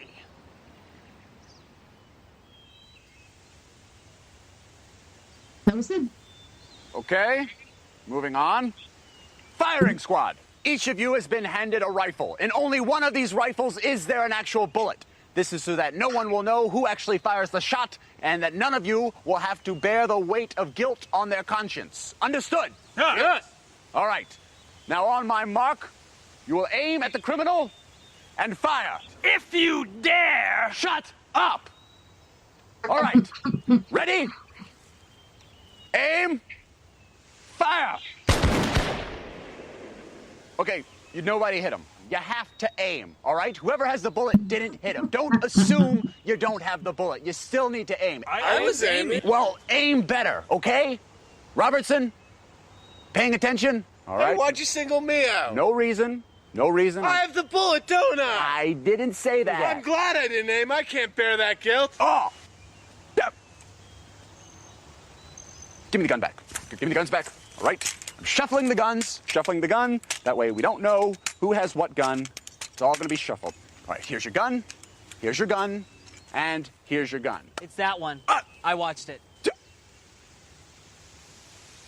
me the gun. Give me the gun back.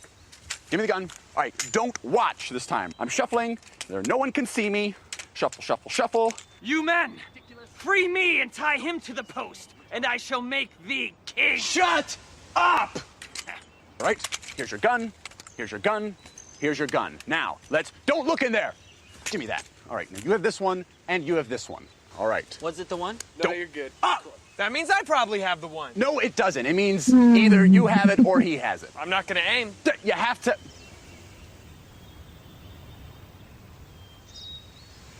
Give me the guns back. Mr. Frank...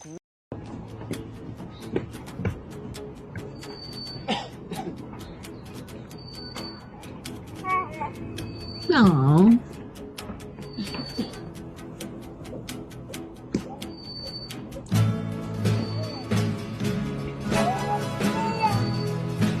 Just break through it, buddy. Oh.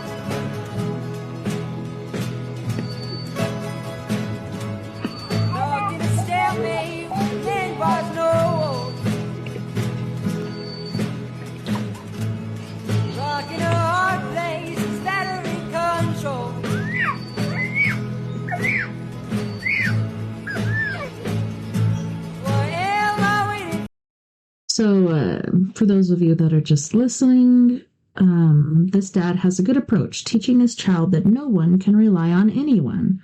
And there on the sidewalk, there's like 3 strands or ribbons or whatever across this walkway, and he stepped over the strands and left his little baby son on the other side. And then the little boy got the strands caught in between his legs and couldn't seem to figure out how to get across it. So the dad lifted him up, put him back on that side, not tangled up, and, let's see what happens, I guess.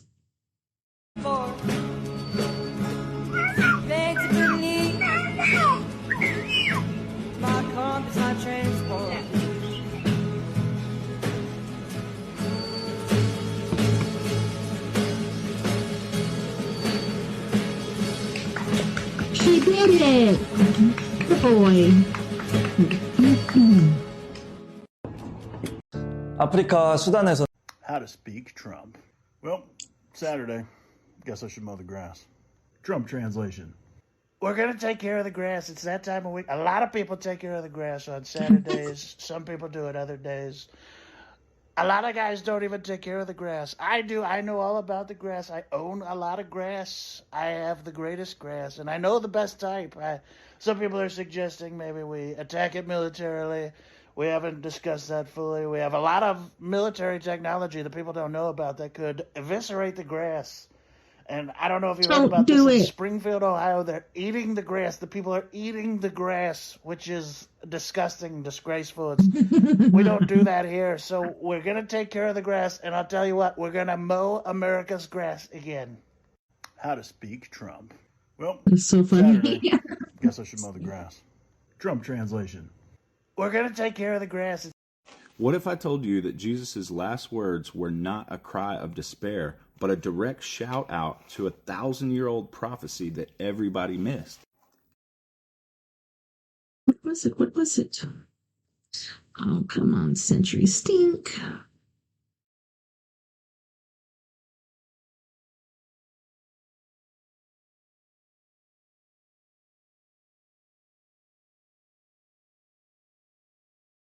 Eloi, Eloi, lachma sabachthani.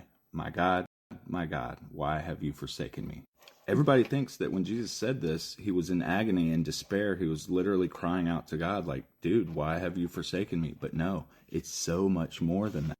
Lock in. Let's get into it. So at this point, Jesus had been hung on the cross to be crucified. And reading in Mark, it tells us that there was a total solar eclipse that covered the land in darkness for a total of 3 hours. Now this is especially remarkable because during a full moon, which Passover was always held during, a total natural solar eclipse is completely impossible. This was an extraordinary miracle in the heavens because it was the agony of creation itself showing the suffering of the Creator.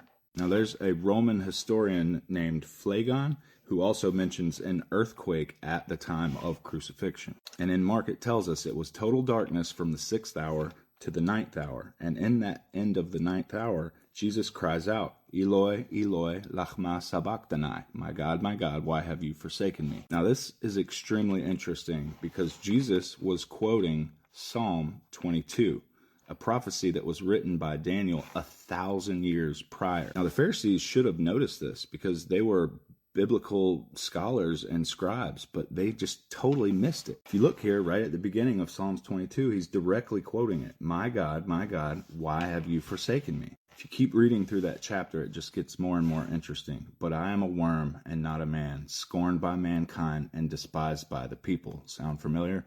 All who see me mock me. They make mouths at me. They wag their head. All right, now check this out. Verse 14 through 18 says, I am poured out like water, and all my bones are out of joint. My heart is like wax, it is melted within my breast. My strength is dried up like a potsherd, and my tongue sticks to my jaws. You lay me in the dust of death. Now check this out. For dogs encompass me, a company of evildoers encircles me. They have pierced my hands and feet. I can count all my bones, they stare and gloat over me. They divide my garments among them, and for my clothing they cast lot. Isn't that wild? A company of evildoers encircles me. That's the Pharisees. They've pierced my hands and feet. His hands and feet were pierced. I can count all my bones. They stare and gloat over me. Everybody was doing that.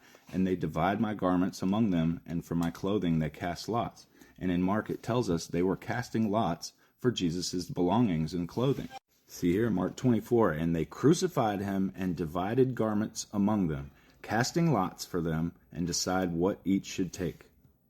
Wild. So by quoting Psalm 22, that passage, Jesus declared that he fulfilled that prophecy in both its agony and its victory. And the Pharisees just completely missed that. So then it says, Jesus cried with a loud voice and then breathed his last. Most victims of crucifixion spend their last hours in complete exhaustion or unconsciousness before death. But Jesus was not like this. He was the real OG. Even though he was tremendously tortured and weakened, he was still conscious and able to speak enough right up until the moment of his death. You want to talk about true strength? I think that says it. John 19 tells us he cried out in a loud voice, "It is finished." This is one word in ancient Greek, tetelestai, and it means paid in full. Now this is the cry of a winner because Jesus paid in full the debt of sin that we owed. He finished the internal purpose of the cross. As horrible as the physical pain of the crucifixion and suffering was, it wasn't the pain or agony or anything physical that Jesus dreaded. No, what Jesus dreaded was that momentary spiritual suffering, the separation from God, this act for being judged for sin in our place, God's righteous wrath. On the cross, Jesus became, in a sense, an enemy of God and was forced to drink the cup of the Father's fury. He did it for us so that we would not have to drink that cup. Now that is just true, pure, and righteous love. And if Jesus can do that for you, what can you do for him? Amen. Here's 3 reasons why buying your Halloween... So we now know for a fact that Jon Stewart of The Daily Show not only committed the exact same crime Trump was just convicted of, but he did it in the exact same district that Trump was just... Jon Stewart just kissed his entire career goodbye. The only reason that anybody looked into this was because he went on a rampage about how Trump's crime was not victimless. When I talk about how stupid people are in this country, I get a lot of pushback. I get a lot of hate. People are like, oh, you're so mean. But it's true. People, this is the dumbest country. Now it is illegal to sell your property, and turn a profit. I'm fixing to spend life in jail because every property I've ever sold, I sold for a profit. And then check this out. People will pay it. They just prove that they would, and then use all that extra tax revenue to pay for this, that, and the other. That's exactly what the government would and might be doing. He is suggesting that the government is keeping gas prices elevated to collect more tax revenue. Do you know how stupid you have to be to believe that? Whether gas is $1 a gallon or $10 a gallon, the federal and state take the exact same amount. Higher gas prices do not lead to higher tax revenue. As a matter of fact, higher gas prices lead to lower tax revenue because people conserve more and buy less. If the tax is 25 cents a gallon, it doesn't matter how much the gallon is. The gas is 25 cents a gallon. He refused to give Russia Nord Stream 2. Joe Biden opened up Nord Stream 2. When he opened up Nord Stream 2, that helped Russia just rake in billions and billions of dollars in oil. Nord Stream 2 didn't carry oil. It's not an oil pipeline. Oh, my God. We are so fucked. We are so fucked. Like, we are doomed. Truckers are now mobilizing, halting shipments to New York City in response to the judge's... Yeah, how'd that work out? Whatever happened with that? I mean, what happened? If our data is correct, we could be at $10 to $12 a gallon by the end of the third quarter 2023. Or 3. Or 305 or 310 or whatever it was. Yeah. God damn. This is why people on this app have to take, breaks from it. Because when you absorb that much stupidity, your brain goes into fight or flight mode. Your brain is screaming at you, shut it down, shut it the fuck down. So we now know for a fact that Jon Stewart of The Daily Show not only committed the exact same... Oh my God! 911, where's your emergency? My dad's being really mean to my mommy. What's he doing? He's hitting my mom and he's staying her to the ground. How old are you? 12. And he's physically hurting your mom? He's beating her to my bed and he's making marks on my mom. Do you know what they're fighting about? Everything. Get off my mother! Who's at the house with you guys? Just my sister, my dad, and my mom. My dad's hitting my mom. I need help. Okay, they're coming. Okay, how old's your sister? 9. Do you know if anybody's been drinking? My dad has. They're fighting really bad. You're leaving? Yes. Oh my God! What's going on? Can you tell me what happened, honey? My dad and my mom and my sister into a flower pot. Oh my God, he's hurting me! He's hurting me now! Can you go? You need to go away from them, okay? You need to take your sister. My mom broke her arm! Your mother has broke her arm? Please hurry! My dad broke her arm! Get away from me! No, they're coming for you! They're all coming for you! The police and everything! You're harassing her! Are you coming soon? Yes, honey, they're coming, okay? They're on their... Oh my God! No, he just pushed her! He pushed her really hard! And she fell again! We were all outside! My mom really hurt her arm! Dad! Get off me! Get off my mommy! Are you guys want to here? I don't want to live here anymore! It's really bad! He's never done this before? Well, they've been fighting for a long time. He's never took it this far. We're trying to get in the car, but he won't let her. Ow! Ow! He's really mean. Really mean. I'm in the car. He's not letting us go. He's holding on. Run his ass over. We're pulling out of our driveway right now. Go fast, Mommy, go fast. Oh my God, he's dead. He's dead. He's real dead. What happened? He was hanging onto the car and he's dead.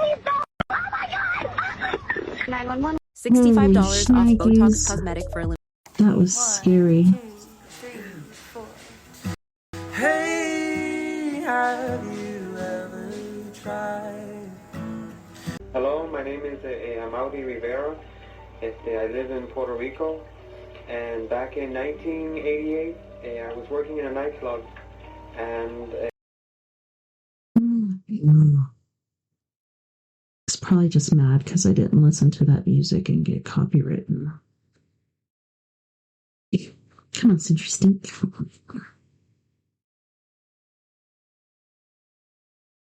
Totally need a new internet provider. there was a musical group there. One of my cousins wanted me to photograph the musical group, and she loaned me a camera with some film. On my way back home, I encountered two small beings, two small strange men, which I didn't think were men from outer space. And they took me somewhere where there were other people besides myself. Other human people, like from Puerto Rico, I guess.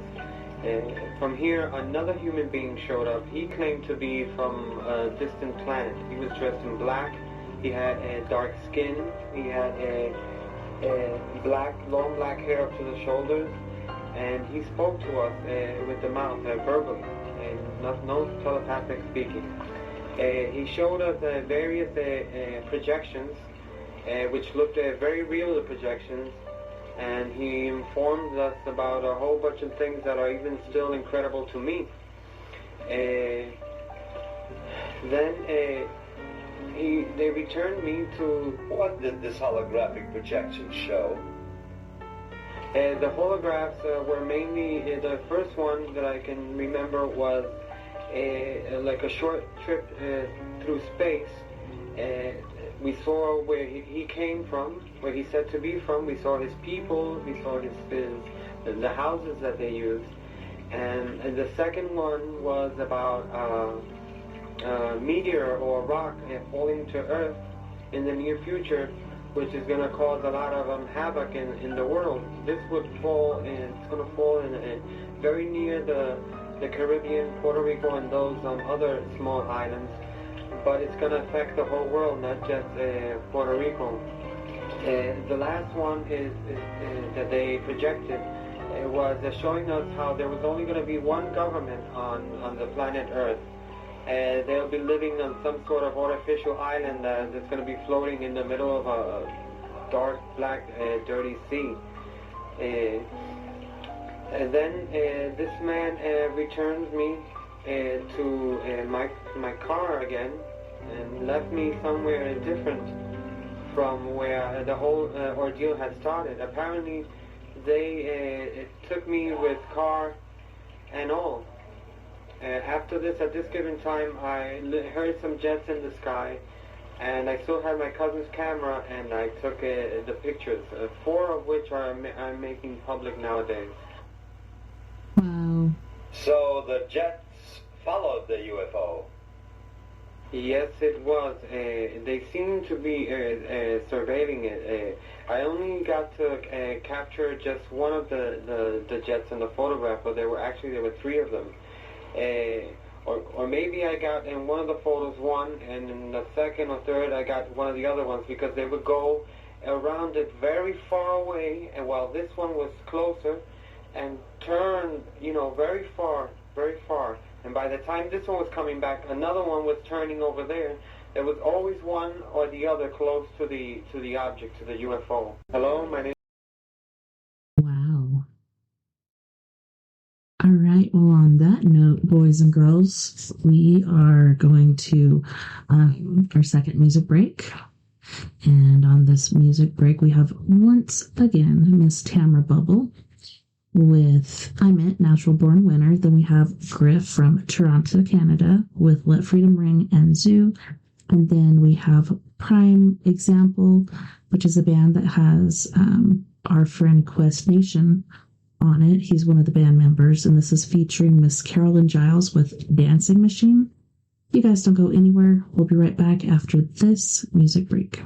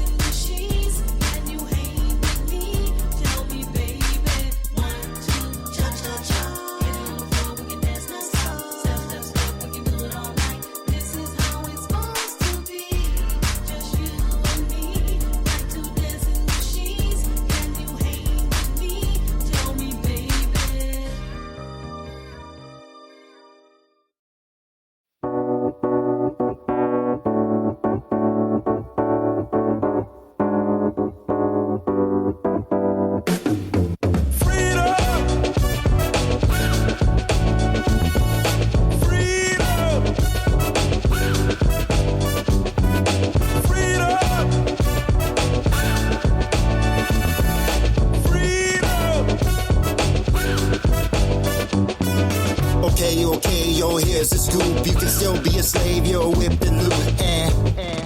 That's the truth. Got big houses, nice cars. That's real cute, but that doesn't mean nothing. You ain't free to choose. When I say free to choose, no alarm clock, don't gotta hit the snooze. The world is backwards, I'm so confused. They say freedom of speech, but when you speak your mind, they blow a fuse. Just being honest, common sense and common. It's kind of ironic. My freedom, recently bought it. Now I'm a target. If I do the wrong thing or say the wrong thing, come on, man. Let freedom ring. Yeah. Freedom!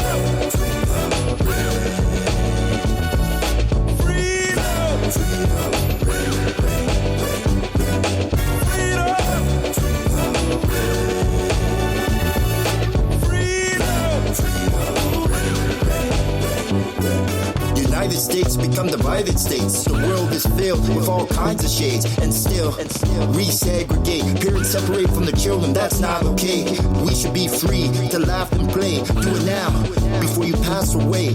Fight for what's right, enough for everybody to get a piece of the pie. Brainwash, social media, full of lies. Go to work, pay bills, then you die. Need a breakaway, guns, get rid of the AKs. Our ancestors paved way since the slave days, but we still hurting. Carry that burden, stop playing victim, beat the system. Love is love, it should be shown. Can't grow unless you leave your comfort zone. This I know, I learned all this from the mentorship. Kids don't know what independent is. Take advantage what your parents did. Go against the grid, you have to. Like going to the bathroom, learn the right songs. Cause of Matthew, liberty like statue. They call now the present, cause it's a gift. It should be cherished, last name fearless, not Harris. All thanks to my parents' parents. Now, love the last name every time that I hear it, cause I know what it represents. Climb the fence, so now I got freedom. Such a beautiful thing. Freedom. Such a wonderful thing. Freedom. Such a beautiful thing. Freedom. Such a wonderful thing.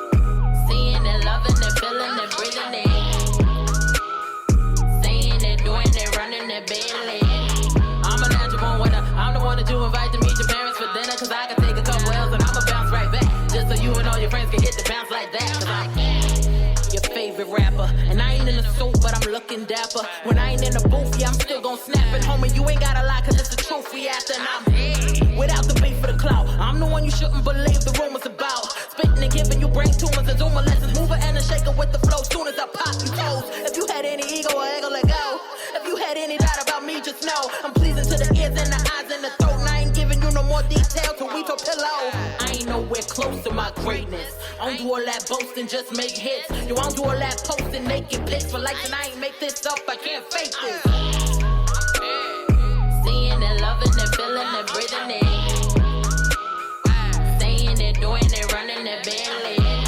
I'm a natural winner. I'm the one that you invite to meet your parents for dinner, cause I can take a couple L's and I'ma bounce right back. Just so you and all your friends can hit the bounce like that. Cause I'm seeing it, loving it, feeling it, breathing it. Bentley. I'm a natural winner. I'm the one that you invite to meet your parents for dinner, cause I can take a couple L's and I'ma bounce right back. Just so you and all your friends can hit the bounce like that. Cause I'm a lover and a fighter and a giver and a pleasure and pain and boss deliver it out. Yeah, I make this look real easy. Everybody hate Chris, but I'ma win like Breezy. But I started later on the way to the top and can't stop, so don't push not one button on this elevator. They try to push my buttons to start levitating, rise above it all. I can tell that you fake when you shaking my hand and the smile on your face shows me even you're greeting and meeting and love is hating. I'm actually amazing, but modestly saying I ain't waiting for cosigns or playlists, cause I ain't nowhere close to my greatness. I don't do all that boasting, just make hits. Yo, I don't do all that posting, naked pics for likes, and I ain't make this up, I can't fake this. Seeing it, loving it, feeling it, breathing it. Saying it, doing it, running it, being lit. I'm a natural born winner. I'm the one that you invite to meet your parents for dinner, cause I can take a couple L's and I'ma bounce right back. Just so you and all your friends can hit the bounce like that, cause I'm seeing it, loving it, feeling it, breathing it. Saying it, doing it, running it, being lit. I'm a natural born winner. I'm the one that you invite to meet your parents for dinner, cause I can take a couple L's and I'ma bounce right back. Just so you and all your friends can hit the bounce like that, cause I'm the one you gon' call when you're lonely. I'm the new girl on the block, you gon' show off to your homies. I'm telling you now, we gon' vibe in the booth. How you crave another feature like I'm your sweet tooth. All my people wanna see me shine, but I don't pray for you to fall, cause I don't play with karma. When I slide through, it's gon' be bad timing. Like, watch out, little homie, watch out. I'm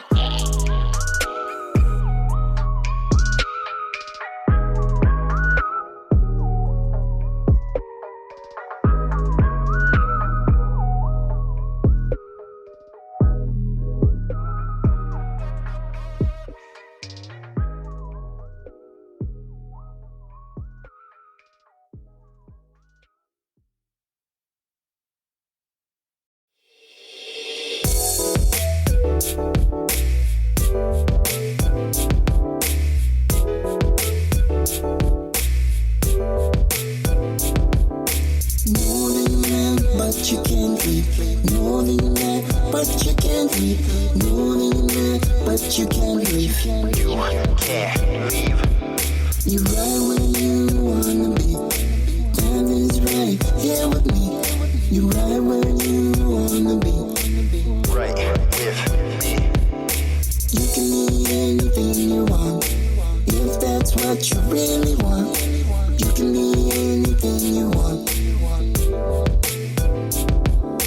All I want to do right now is leave here soon. All I wanna do. All I want to do right now is leave here soon. For good, I'm wasting time. Not trying to lose my mind. Know that I am wasting time. Not trying to lose my mind. If you want, get left behind in this rat race. Go back to my place where I know it's safe. Lock myself in my room. Won't watch the news, cause it is so confused. What can I do if I lose you? All I want to do right now is leave here soon. All I wanna do. All I want to do right now is leave here soon. Okay. She was a loompa, now her body super duper. Getting a lot of attention she was never used to. Hitting me up like I was Uber. Got a few miles, so I guess she's a cougar. Real winner, never seen her with a loser. Gorilla talk, ooga booga booga. Scuba, tuba, diver, I'm a rider. Getting cider, sweet like cider. Fighter, rider. Neither wants to get it going. Know it, hold it, fold it, blow it. Wait, I'm joking. Cages broken from these beasts. From down east on the streets, it's a zoo. All I want to do right now is leave here soon. All I wanna do. All I want to do right now is leave here soon for good.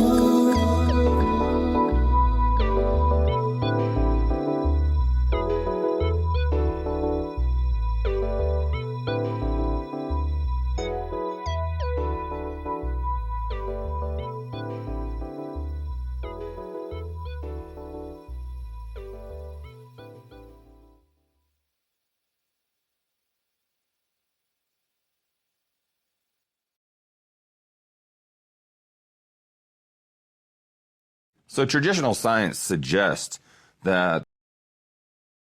Hold on a minute. Wait a tick. Man, everything is moving so slow. All right. Well, I just wanted to welcome you back before we hop back into the TikToks. Instead of doing the For You page, we're doing the following page. So it's pages that I follow or liked or whatnot. So let's get into that. Kind of switch it up a little bit.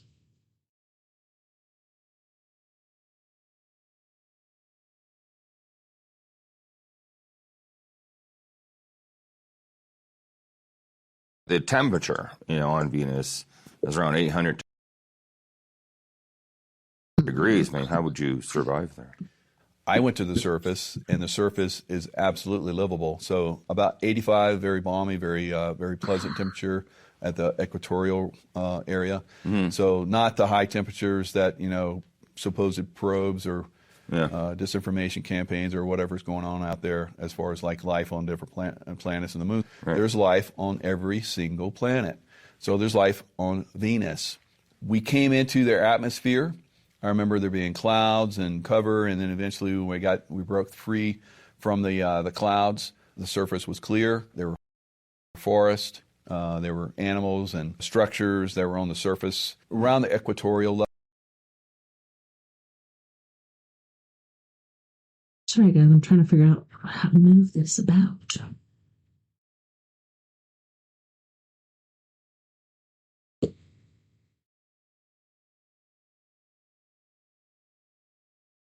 Now, messed it up.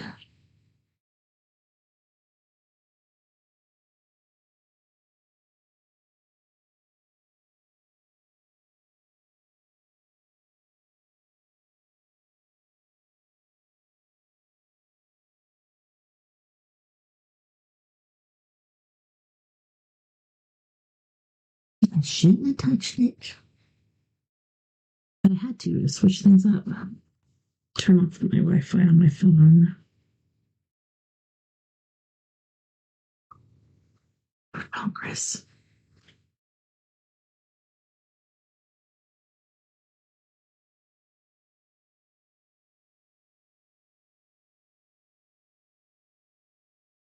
So traditional science suggests that the temperature, on Venus is around 800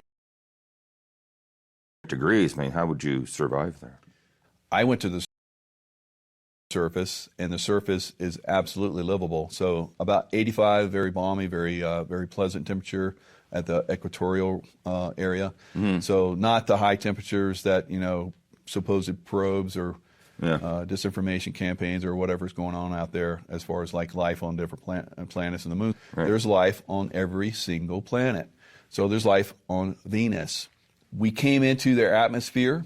I remember there being clouds and cover, and then eventually when we broke free from the clouds. The surface was clear. There were forests, there were animals and structures that were on the surface around the equatorial level.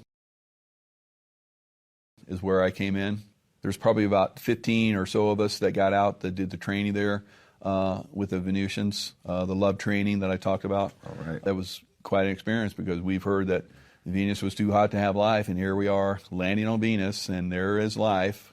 So on the Venus surface, there's plant life that can live very comfortably in that 85 to 65 degree environment. So when the sun sets, it's still very nice and balmy, 65 degrees, 85 at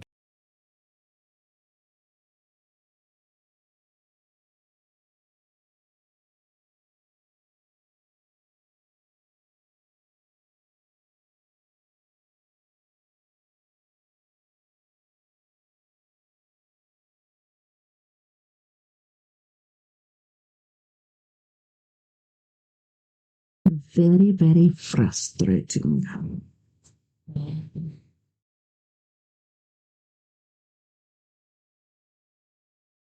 root themselves and move.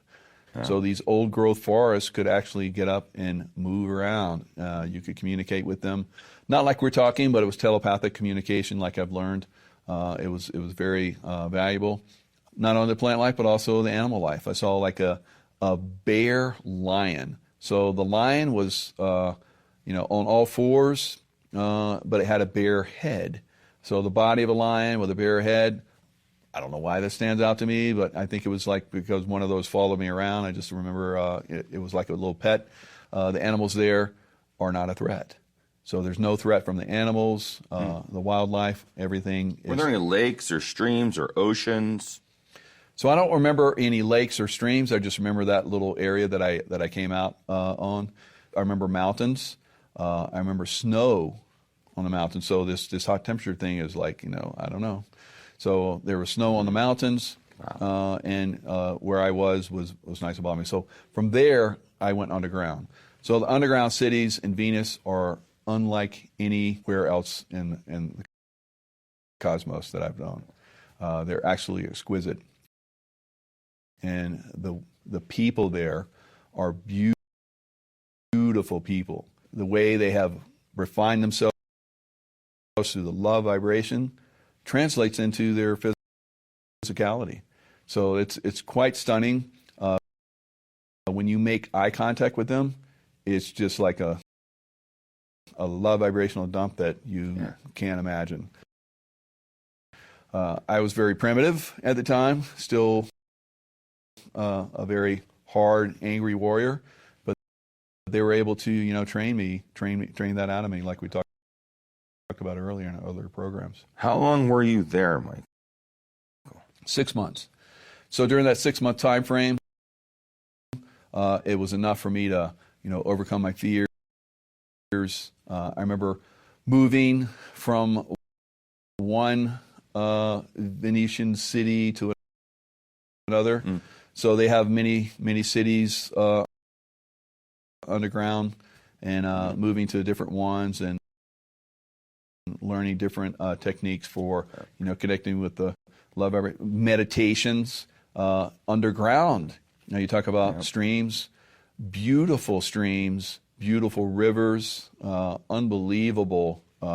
It was almost that you could go into a waterfall and you could feel the love from the water. Everything was of a love vibration, plant life, the foods we ate, everything was absolutely exquisite. Michael, tell me more about the beings there. What did they look like? What were they wearing? The Venusians are actually taller than we are normally. A small Venusian would be 6 foot, and most of them are 8 to 9 feet, and some even taller. They're perfectly proportioned. The men are, well-defined, muscular. I remember they wear a lot of white, a lot of a light blue. It matched a lot of their eyes. A lot of them are blue-eyed, blonde hair, but that's not all. They have red-headed Venusians, a little dark-complected. Mainly, they're very light-skinned, but I saw all the different hair colors and skin colors and so forth. Very stunning. So, of course, here on planet Earth, we have one of the most massive diversities of human beings on one small rock. Mm-hmm. Did you see any correlation on Venus? There's diversity there, but they're all Venusians. Right. If you go to different star systems, they're usually that star system. You go to Pleiades, they're Pleiadian. Right. You go to Arcturus, they're Arcturian. Same thing with Andromeda, they're Andromedans. Only on Earth, really, right. Very, very rare instance where we have many different beings that have come and settled here. Right. It's quite a smorgasbord. It's one of the few places in the galaxy where this has happened, where this diversity of different groups. That's one of the reasons why it's taken us so long, because sometimes we don't always understand. And I'll say just understand. Yeah. I won't say work well together, because we do actually, but we're trained not to. Right. There's a lot of negative influence for us not to. That's So right. with the Venusians, programming, absolutely. So the Venusians are all in sync. they all work well together. Yeah. That love vibration, yeah, I see that in a lot of people here on Earth. If you love yourself, right. If you're loving to other people, that really reflects. And if you're angry and you're egoic, that kind of reflects out too. So there on the Venusian environment, everything translates into beauty. Like I said, even the water has a exquisite vibration.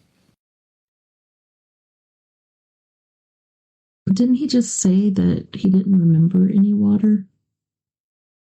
No streams or lakes, but there was mountains and snow. What the heck, man?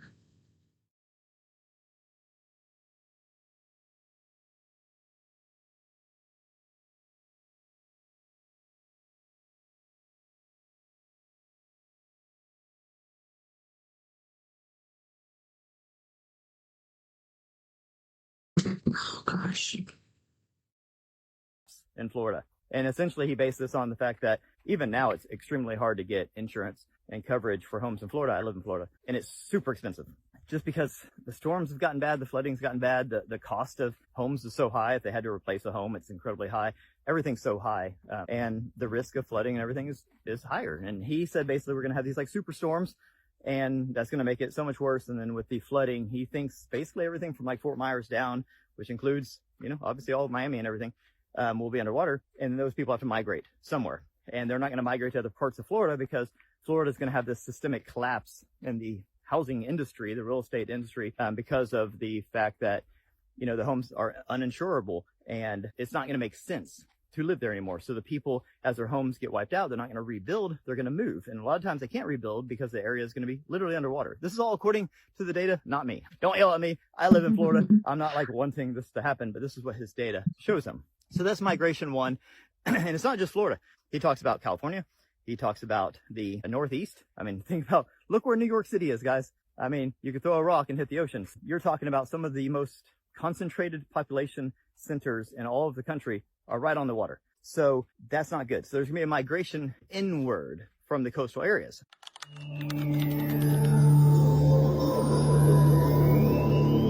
So I've been holding out talking about this situation about the man that had a non-human entity jumping in the back of his truck whilst he was on the phone to the police, which was this. That was freaky. That's not human! That's not human! Sir, are you okay, sir? There's something in the back of my truck!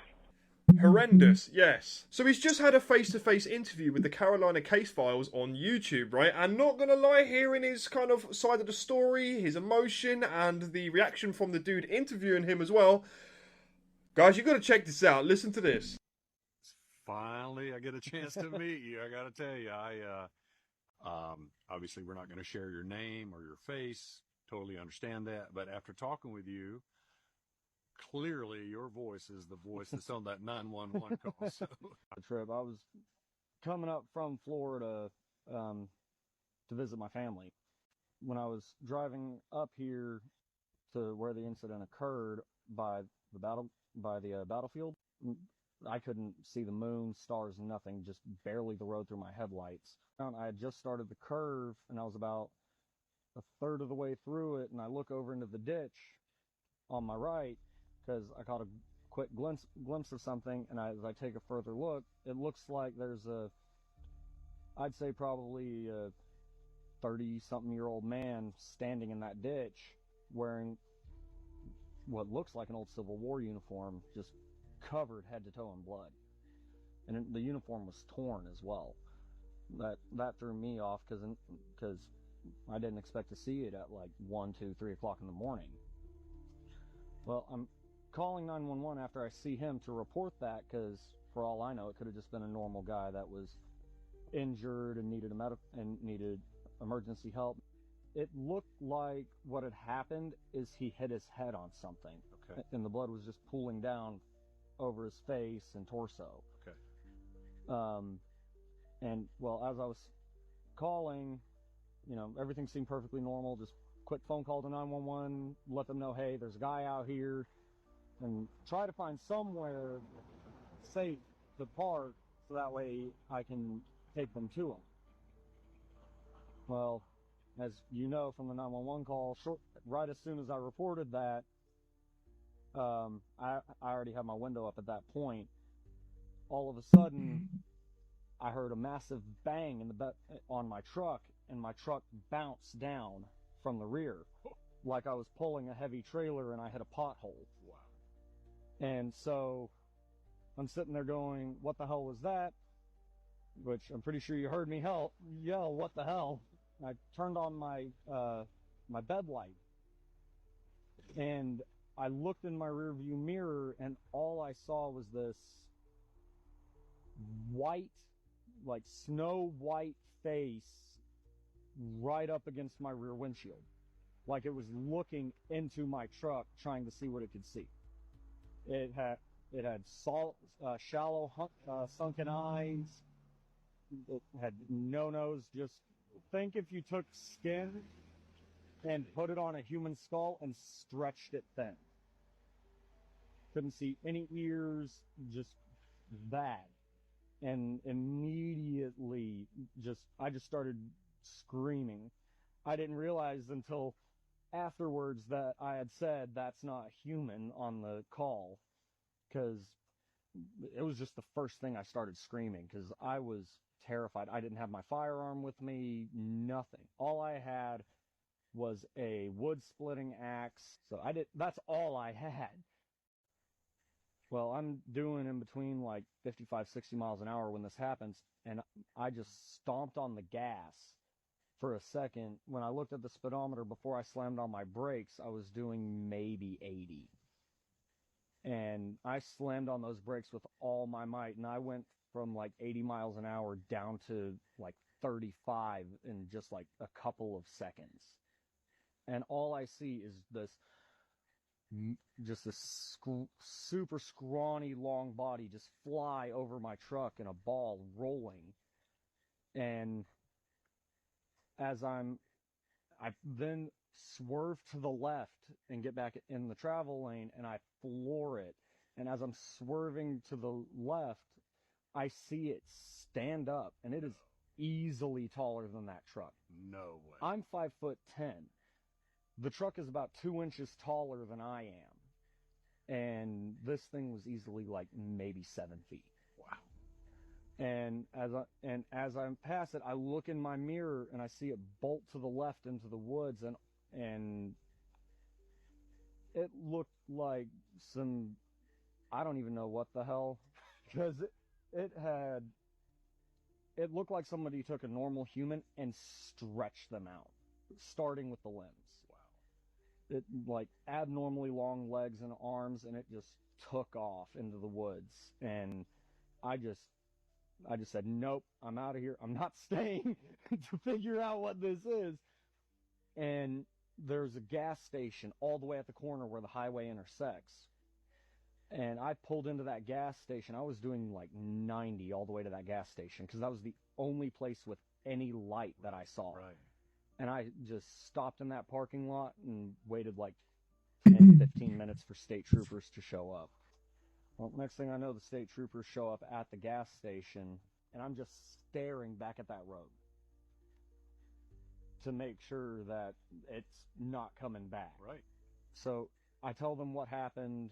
They proceed to look at my truck, look in the bed of the truck, look on top of the cab, and on top of the cab, clear as day, you can see like it was scratching trying to get into my truck. Really?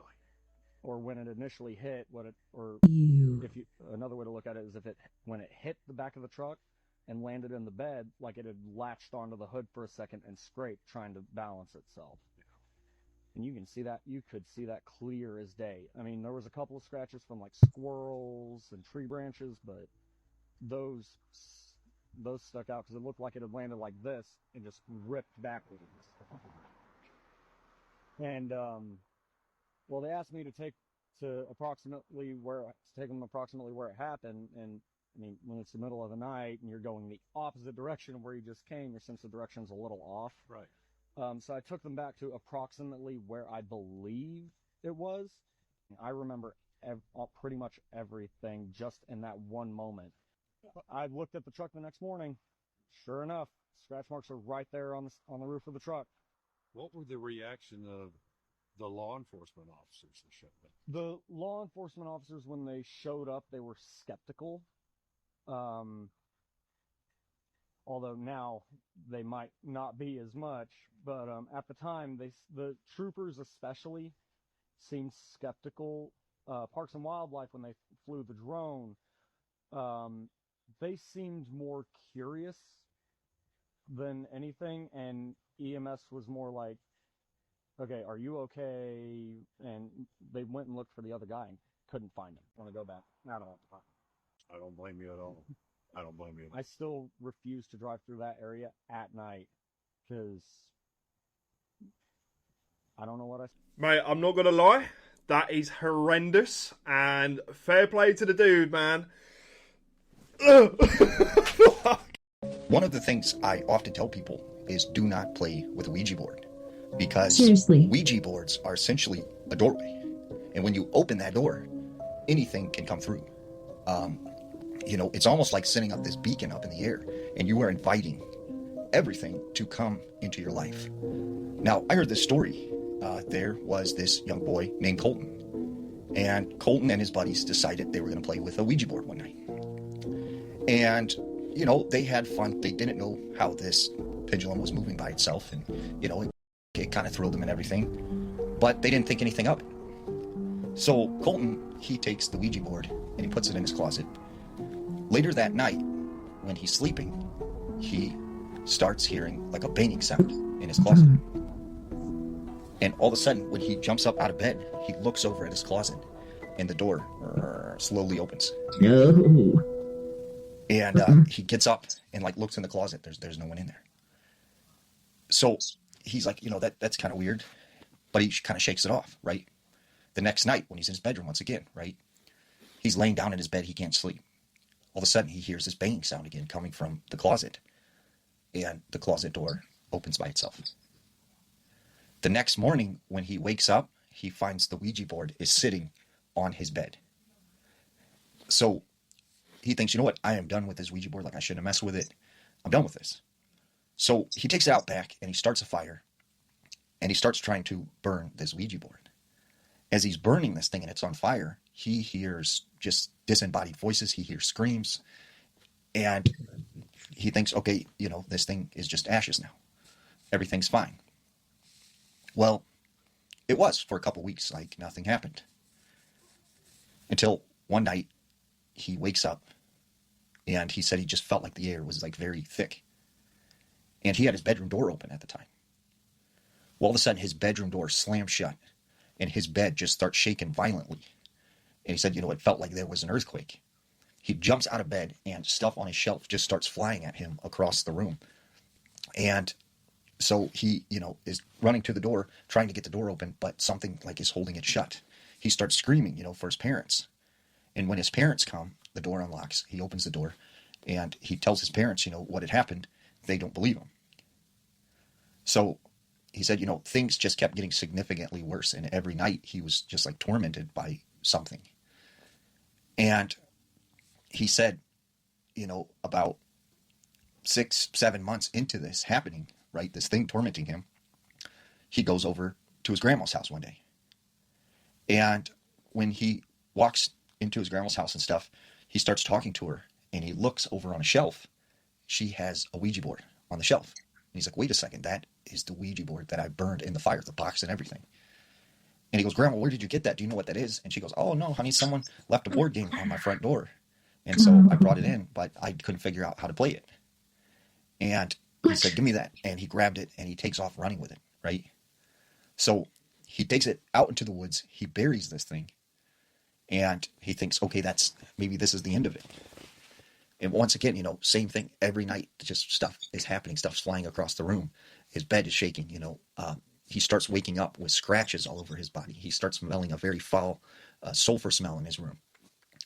And so he goes to a person who is a paranormal investigator and says, you know, what do I do? Like, I ever since I've messed with this Ouija board, something has been following me and like attached to me. And this paranormal investigator said, well, basically, you need to go take this Ouija board and, you know, say that I renounce you. I do not accept you into my life. Like, I am not inviting you. You need to leave. So he goes back out into the woods where he had buried this Ouija board, except it's dug up and it's not there anymore. And so he said, after that, like, it sort of, everything stopped for a little while. It came back, but it was very sporadic. But he said still to this day, like, stuff happens to him from messing with the Ouija board. One of the things we got a situation where we have an aircraft crash that's possibly friendly, and they need us to go and secure the crash site.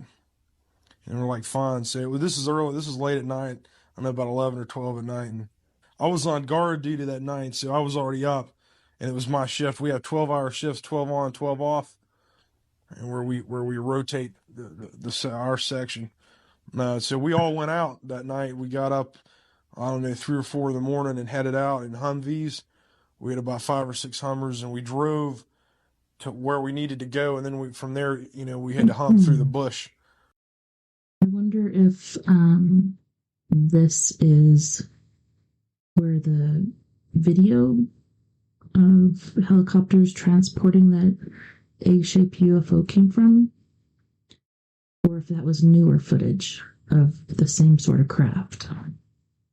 So we got there, 6, 7, just when daylight had just started to get light. And we found the area really easy because there was a huge gash in the land where something had crashed, and it didn't break anything. I don't know if you've ever been to a crash site where you had trees just broken like in half. Everything was burned, and it was like if you had almost cut like a warm butter with a knife. I mean, it was just, it's like something on fire or had or some kind of energy, like a laser almost had like gutted. I mean, it was really strange. And anyway, I was in the front with Sergeant Allen and Sergeant Atkins. We were up front, and we were point basically, and we were like 10, 20 meters ahead of everyone else. We all had maps and radios and compasses, so we knew so we wouldn't get lost. And basically, we were the first ones to see the object. And basically what happened is we didn't go straight up the hill, because basically this thing went up the hill and then off into the side of the ravine or the ridge. This is about a 200-foot ridge at least, solid granite. I mean, it's rock. I don't know if it's granite. It was buried in the side of the cliff. But anyway, we didn't go straight up. We went to the left and walked up to the top of the ridge. And that's when we saw the craft. This is a huge ship, and I used to be into sci-fi movies when I was a kid, but this is nothing like I'd ever seen.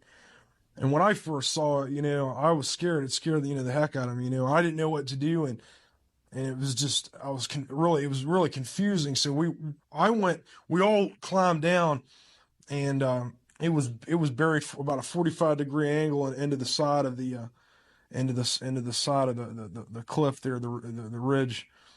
And this is a steep cliff. It's straight up and down, and it was dripping this syrup-like syrup viscosity, this liquid. It was everywhere, all down everywhere when we went down there, because there was plants and everything. And it was weird. It was a purplish green color, and it was a greenish purple. And it kind of like fluctuated. Like you couldn't really, when you'd look at it one time, then you look at it again, and it would it's almost like it. I don't know if it was like alive and it was just changing, but every time you looked at it, you saw a different shade of greenish purple. It was just strange.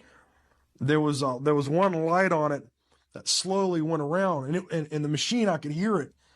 I guess because it was still functioning, and it had like a hum to it, like a really bass. Like, say if you unplugged an amp from a guitar, that kind of, it was really, it was really deep, and it kind of fluctuated, and then finally it just cut off, and everything just seemed to stop, except the colors and the shades, and it was still that way. We got a situation. Looked up and saw a kind of a bat-shaped craft, like a UFO, with a red dome in the front that glowed red. And there were like greenish yellow lights on either wing. There was no tail. It was a flying wing, essentially, what it looked like. And it was just there. And he watched it descend in a falling leaf motion where it stopped about maybe 75 feet above him. So, maybe 20, 25 meters above him. In case you guys don't know, this is a different case, and that's for the people that are listening and can't see that it's a different video. And it hovered there, motionless, for a few seconds. And then he said it tilted and just dove into the water.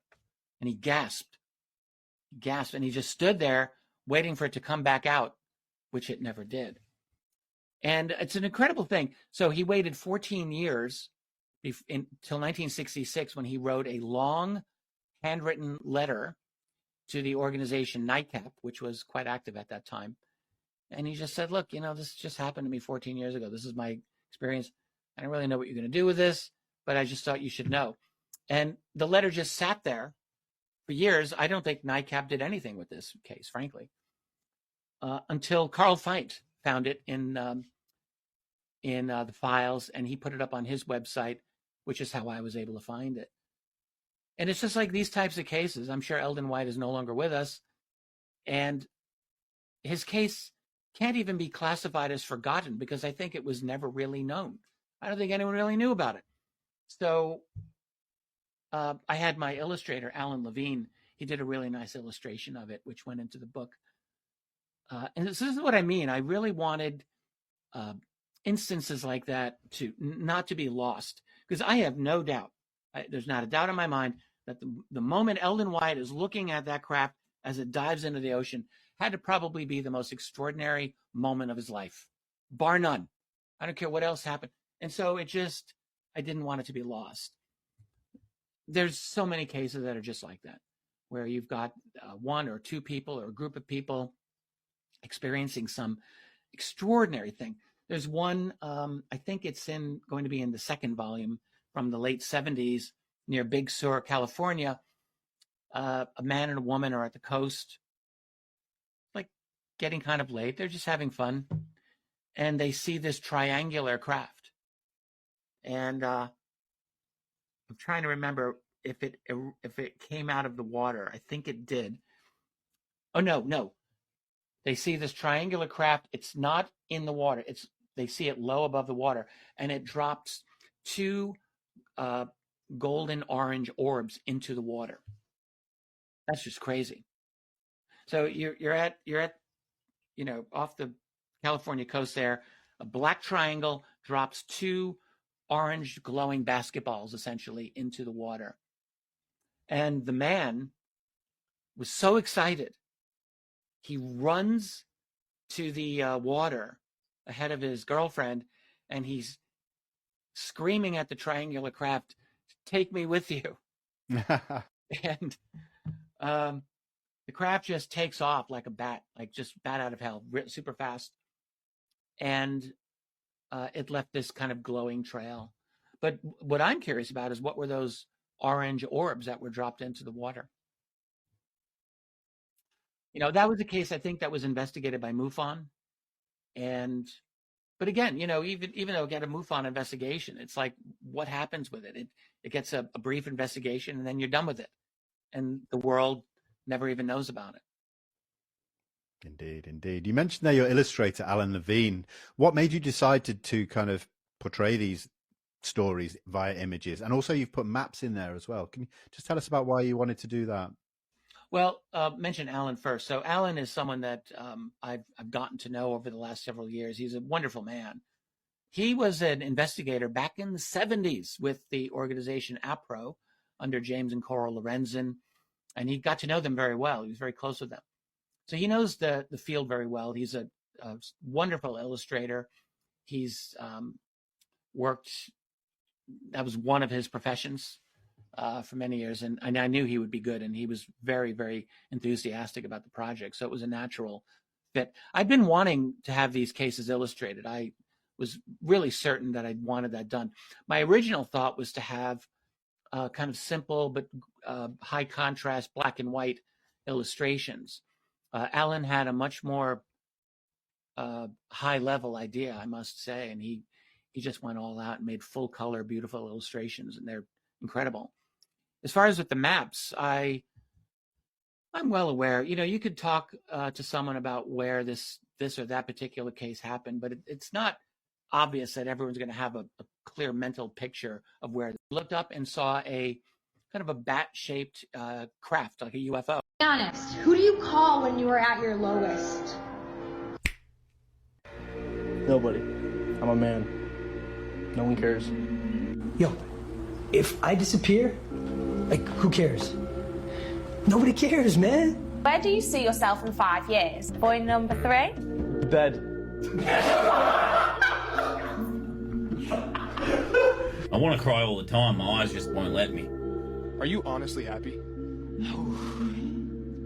Probably not deep down, but just gotta keep going with it, you know? People don't care about you.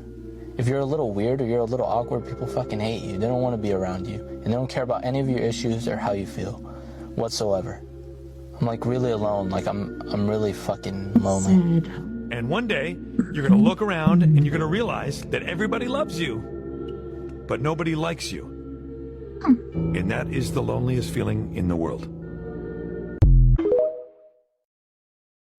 Right, so it continues. This is all sounding a little bit too familiar again. Everyone's being stonewalled. No one seems to know what's going on. We've had Danish parliament members being questioned by Danish media, and they're saying we're not being told everything, and the things we do know, we can't discuss it because it's now considered classified. So there's even stuff that they're not being told about what these things are. So does that sound to you like it's Russian? I don't think so. I think it's very obvious. And that includes, but not limited to, Andrew Tate's comments as well. I understand that it may appear to look like absolute and utter incompetence, but that simply isn't the case. This is beyond their capabilities. And of course, I have no doubt that they probably have a crash retrieval team in there already trying to deal with the situation or bring it or die it down at least. But it's getting a lot of attention at the moment. Have a listen to this. This is from Red Panda Koala, and it's a guy translating what's being said in Danish from a parliament member on what's going on. So he says no. He doesn't want to reply to that question even. She's saying that she's being asked, what do you know? She says it's classified, and she says the situation is very serious.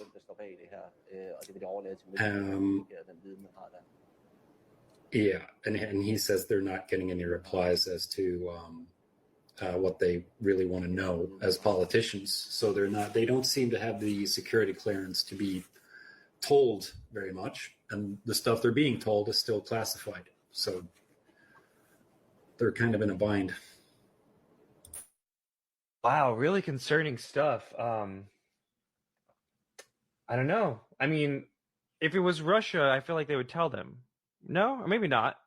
I guess, I mean, this is one of the situations, like I said, too, even with the Matthew Levelsberger thing, where the Tesla bomber, I personally think he didn't kill himself. I think he was murdered. But it's like these if he says that the Mr. Jones over New Jersey or China, like, this could easily quickly spiral into something else, right? So that's why there's all this caution around this situation over there in. Yeah, well, I mean, if you're able to tell the Danish public that the Russians are here and there's absolutely nothing we can do about it, then I guess that would be the biggest, incentive for the public to give more to defense and defense spending and more security in Europe. And so, I mean, I think they haven't been told very much. Yeah, so as you can clearly see, this isn't stacking up, and it's not going to work. They're not going to be able to just shove this under a rug again like they did the last time. There's too much attention on it now. I think people are very quick to check this information that's currently going through X at the moment, and there are some channels that are covering it. Sky News has done their part. CNN have done their part as well. But at the moment, everyone's in disarray in Denmark. They don't know what's going on. They have no clue. And it all looks a little bit too familiar to what happened in New Jersey. We had spokespersons come out and talk about this. We had an FBI representative come out, which I did a video on last year, basically saying that we're getting stonewalled when asking and requesting this information, which resulted in the FBI setting up the equivalent of the X-Files just to find out what these things were in New Jersey. I think there's at least 25 members on the team so far. This is a very small team, and they're working diligently to find out, and they probably still are, what is going on with these drones, aka UAP, is what they are. They could be ARVs, we don't know. Lockheed Martin aren't exactly going to put their hand up and go, it was us, by the way. So that's why it's going over most of these guys' heads. It's well beyond and above their clearances and what they can handle as politicians, because they're probably not used to dealing with this kind of stuff. But again, if it was to be Russian, it doesn't make sense to just make yourself known. And also, as I tell you, as an airline pilot, professional airline pilot, I'm telling you, the light systems that I've seen from these things, and as you've seen from that video, don't make any sense. We don't have aircraft that are licensed to have green lights flashing in an upward motion. That doesn't make any sense. Okay, you have one stable light on the left side, the port side, which is red, one stable green light on the right, and a white light at the back to identify the position of the aircraft for other pilots to see when they're oncoming traffic, when there is oncoming traffic or anything of that nature. So it's not adding up and it's not making sense. And these videos are very interesting. But it's the same thing again. When you get close to these things, no one seems to be able to get a good picture. The phone sees up. You can like smell like the static in the air. That's because they're electrogravitic probably. So the propulsion systems on these things, allegedly, according to many people, including but not limited to Dylan Borland, who recently just did an interview with on Weaponized with George Knapp and Jeremy Corbell. Look, how many more people is it going to take for people to understand that this is happening now, okay, and just get used to it? Because this is going to happen a lot more. And again, there's going to be no answers. So look, let's keep an eye on this. I'll keep doing videos and coverage because we're not going to see this from mainstream media at all, apart from CNN, and I'm sure News Nation is doing their due diligence as well. But that's it for now. You heard it first from DK, and I'll see you on the next one. Thank you. We seem to be experiencing a major shift in reality, and dozens of people are coming forward with their stories. You need to listen to these next 3 videos because they're going to blow your mind. Take a look at it, listen, comment below, tell me what you think. Let us know if you've had your own experience. I take the same route to work every single day or every time I work, and I'm like 15 minutes past my house. I'm on the highway. I have an hour drive. I always put it in my map so I can see if there's traffic or cops up ahead, and I'm listening to an audiobook. Like, I'm very aware of my surroundings, and I get to a point in the highway where the 3 lanes turns into 2 lanes, and the car in front of me was going really slow. Well, guys, that is the end of our show tonight. Thank you so much once again for hanging out with me this evening. Well, thank you to all my friends out there, wherever you may be listening Beyond the Omniverse tonight. I had a wonderful time, and I can't wait to do it again. I'm going to do it tomorrow. I'm going to record some story time because the internet wasn't working last night, and so I didn't get in here to do it.